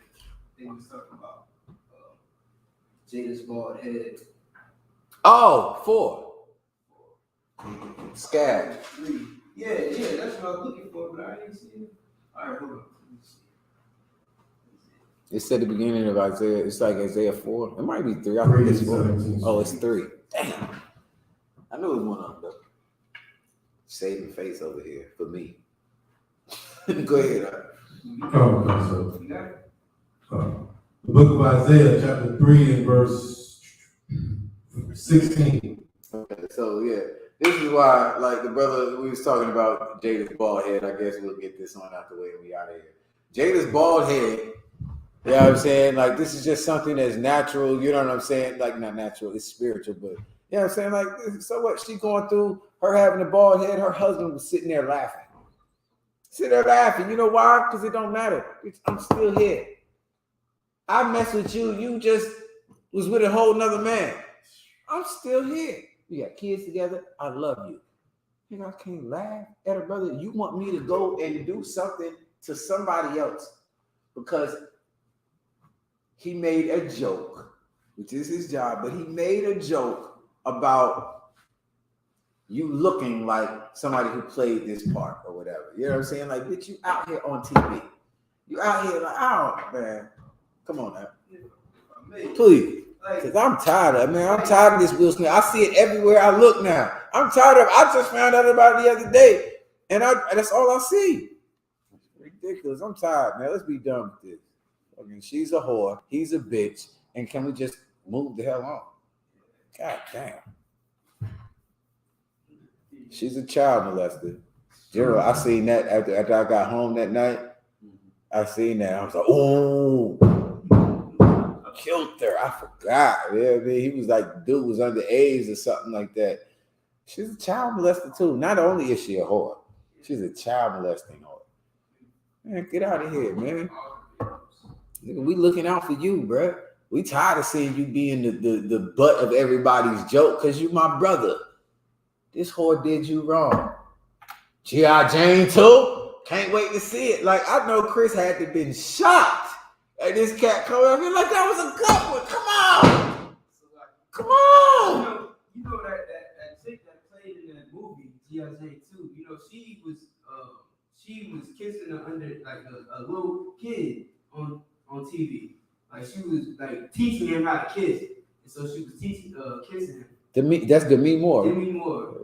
And she was kissing on a little boy for his birthday or whatever, trying to show him how to kiss. Wow. Damn. Same spirit. And it's like, so people on social media, they're like, yeah, people don't know that Chris Rock's joke was deeper than the bald head. Bro, it's so much, man. And that's heavy that you said that too, because Like this is the Most High, brother. Like what we talking about now. The law is spiritual. You know what I'm saying? And it comes out. It's gonna come out. It's not. You know, you're not gonna be able to hide it. Somebody had put it. Marlon Wayans posted his brother doing a stand up, and it was just funny as hell. He was Sean Wayans was doing an impression of Chris Rock. Y'all saw that? And he out there. So anyway, he said, we predicted this. And I was like, ooh. I'm like, you know, like it's in him. You know what I'm saying? Like they did predict this way back when he out there just making jokes about people, famous people in the audience. And at the end of it, they come up and beat his ass. It's like everybody go. Oh man. Wow. It was funny as hell because this was 20 years ago, maybe. A long time ago. And he was like, we already predicted this, you know what I mean? And I was just, you know, like to me, it's like how I was saying, like, it's a spiritual thing, you know what I mean? Like this, the me boy, Chris Rock brought up some spirit. This is a whole whore. I'm not even calling your wife a whore. I'm not talking about how she cheated on you and child molested some little boy or nothing like this. But G.I. Jane, you know what I'm saying? It's just a little harmless joke about who she looked like. Right. But spiritually, G.I. Jane be molesting little boys too. Yeah. Not only is she bald headed. So it's cool. I mean, like, look, bro. I'm so done because it's not even a big deal to me. Like, if you didn't know Will Smith was a bitch before now, okay, good. Listen. Do you have faith now? Do you know now? Do you believe what the ISUPK is telling you? No, they don't. It's cool. Do you believe these? Right. World War III is on your doorstep. Do you believe that Jada is a whore for not being happy in her relationship, in her sex life, and going to have sex with some little boy? Do you believe that's okay? Cool. But guess what? We're going to keep telling you until your hour shall return, man. And at the end of the day, listen, it's my love for you. I'm just showing you how much I love you, Jada. Jada Pinkett Smith Jr. I love you. And you're a whore. And if you don't change your life, if you do not kill the person that you was before, your babies are going to suffer. And not only your babies, but our babies are going to suffer because of you and your loud mouth. You know what I'm saying? You sisters in the school, if you don't change your life, you know what I'm saying? Because, you know what I mean? Like, I don't know how far you think you are from Jada, but you ain't too far from Jada. If you don't stop being a monster in your household, if you don't start to submit yourself under your husband and under the Most High and under Christ, then your children are going to suffer. And not only your children, but my children, somebody else's brothers. If you don't stop being a bitch under your woman at your house, if you don't learn to be a soldier and be under the men of the Lord that are over you, and have faith and believe what Moses is telling you and what Noah told you, what Commander General Yohana is telling you, what Officer Itazab and Officer Nishak are telling you, if you don't do that, then your wife is going to suffer. Your children are going to suffer, and not only your wife and your children, but my wife and my children are going to suffer because you's a bitch. Straight up. Brotherhood is a weapon, man, and is what is necessary for us. You know what I'm saying? Like, these laws are paramount. We can't do nothing without it, man. And whatever else you think is going on, whatever philosophy, whatever religion, whatever you got going on, if you think it means something, well, listen, go ahead and get it, man. For us, we're going to be here, man. You can hit us, isupk.com, ISUPK Florida. What else we got, man? Oh! Got one more thing before we go, man. Sisters down here, brothers as well. The week before Passover, man, we need help with the unleavened bread. You can call me for details, but we need brothers and sisters that are willing to volunteer to help with making the bread, frying the bread. Is going to be, I believe the 9th is that weekend. the 9th through the 11th, the weekend right before Passover. We need brothers to come down, sisters to come down. Cocoa Beach, Florida. We're trying to get the bread together. I need help, as much help as I could possibly get. You officers in here, if your ribs, they're the only people I haven't gotten with. You know what I'm saying? If they willing, and if you're willing to allow them, you know what I'm saying, to help out, we could use all hands on deck. You as well. You with your rib. Good bonding. Y'all get together, nigga, just bond. Bond while you need. Brothers complain all the time. They live no time with their wife. Bro, sisters complain all the time as well. Well, here we go. Thank the Most High in Christ for brotherhood. That's what we need. So, yeah, let's get it together, man. Y'all hit me up, man. Please, within the next 48 hours, I'm trying to put something together. As many people as we can get from, what is it, the 9th? Yes, sir. The 9th is what day? Saturday. Okay, so it's from the 9th, April 9th, up until April the 13th. Anytime in there that you can squeeze up in there, 13th would be the Wednesday, right? Yes, sir. Wednesday and the Thursday, so probably the 14th. But all that whole time, I need as many hands on deck. Whenever you coming in town, you know what I'm saying, hit me up. I'll put you on the list. You know what I'm saying? It'd be greatly appreciated. Come on. Thursday will be the Hebrew Academy trial, so I know a lot of brothers will probably be missing action. A lot of brothers.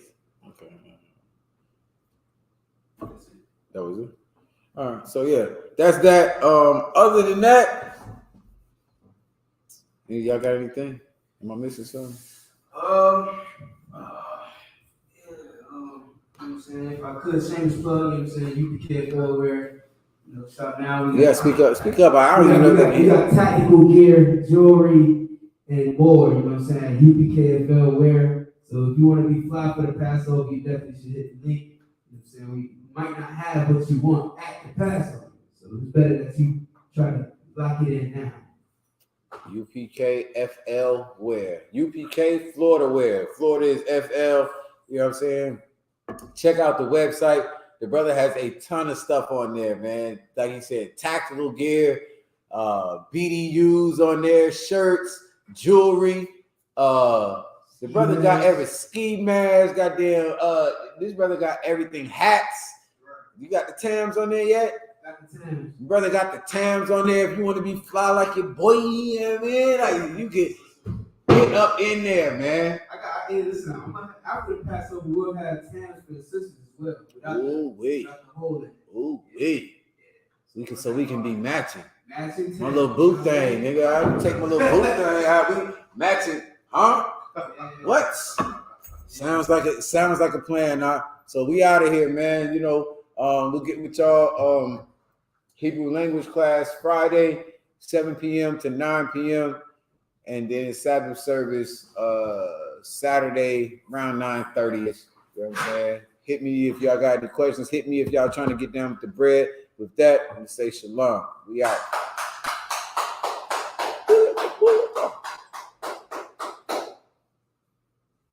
Man, the damn cursor ain't even showing up for me, dog. Oh. But you gotta turn on my screen. Nah, I don't know what to do. None of that, bro. I don't even know. Why the cursor? What I gotta do to get the cursor up? There, wait, there you go. Got it.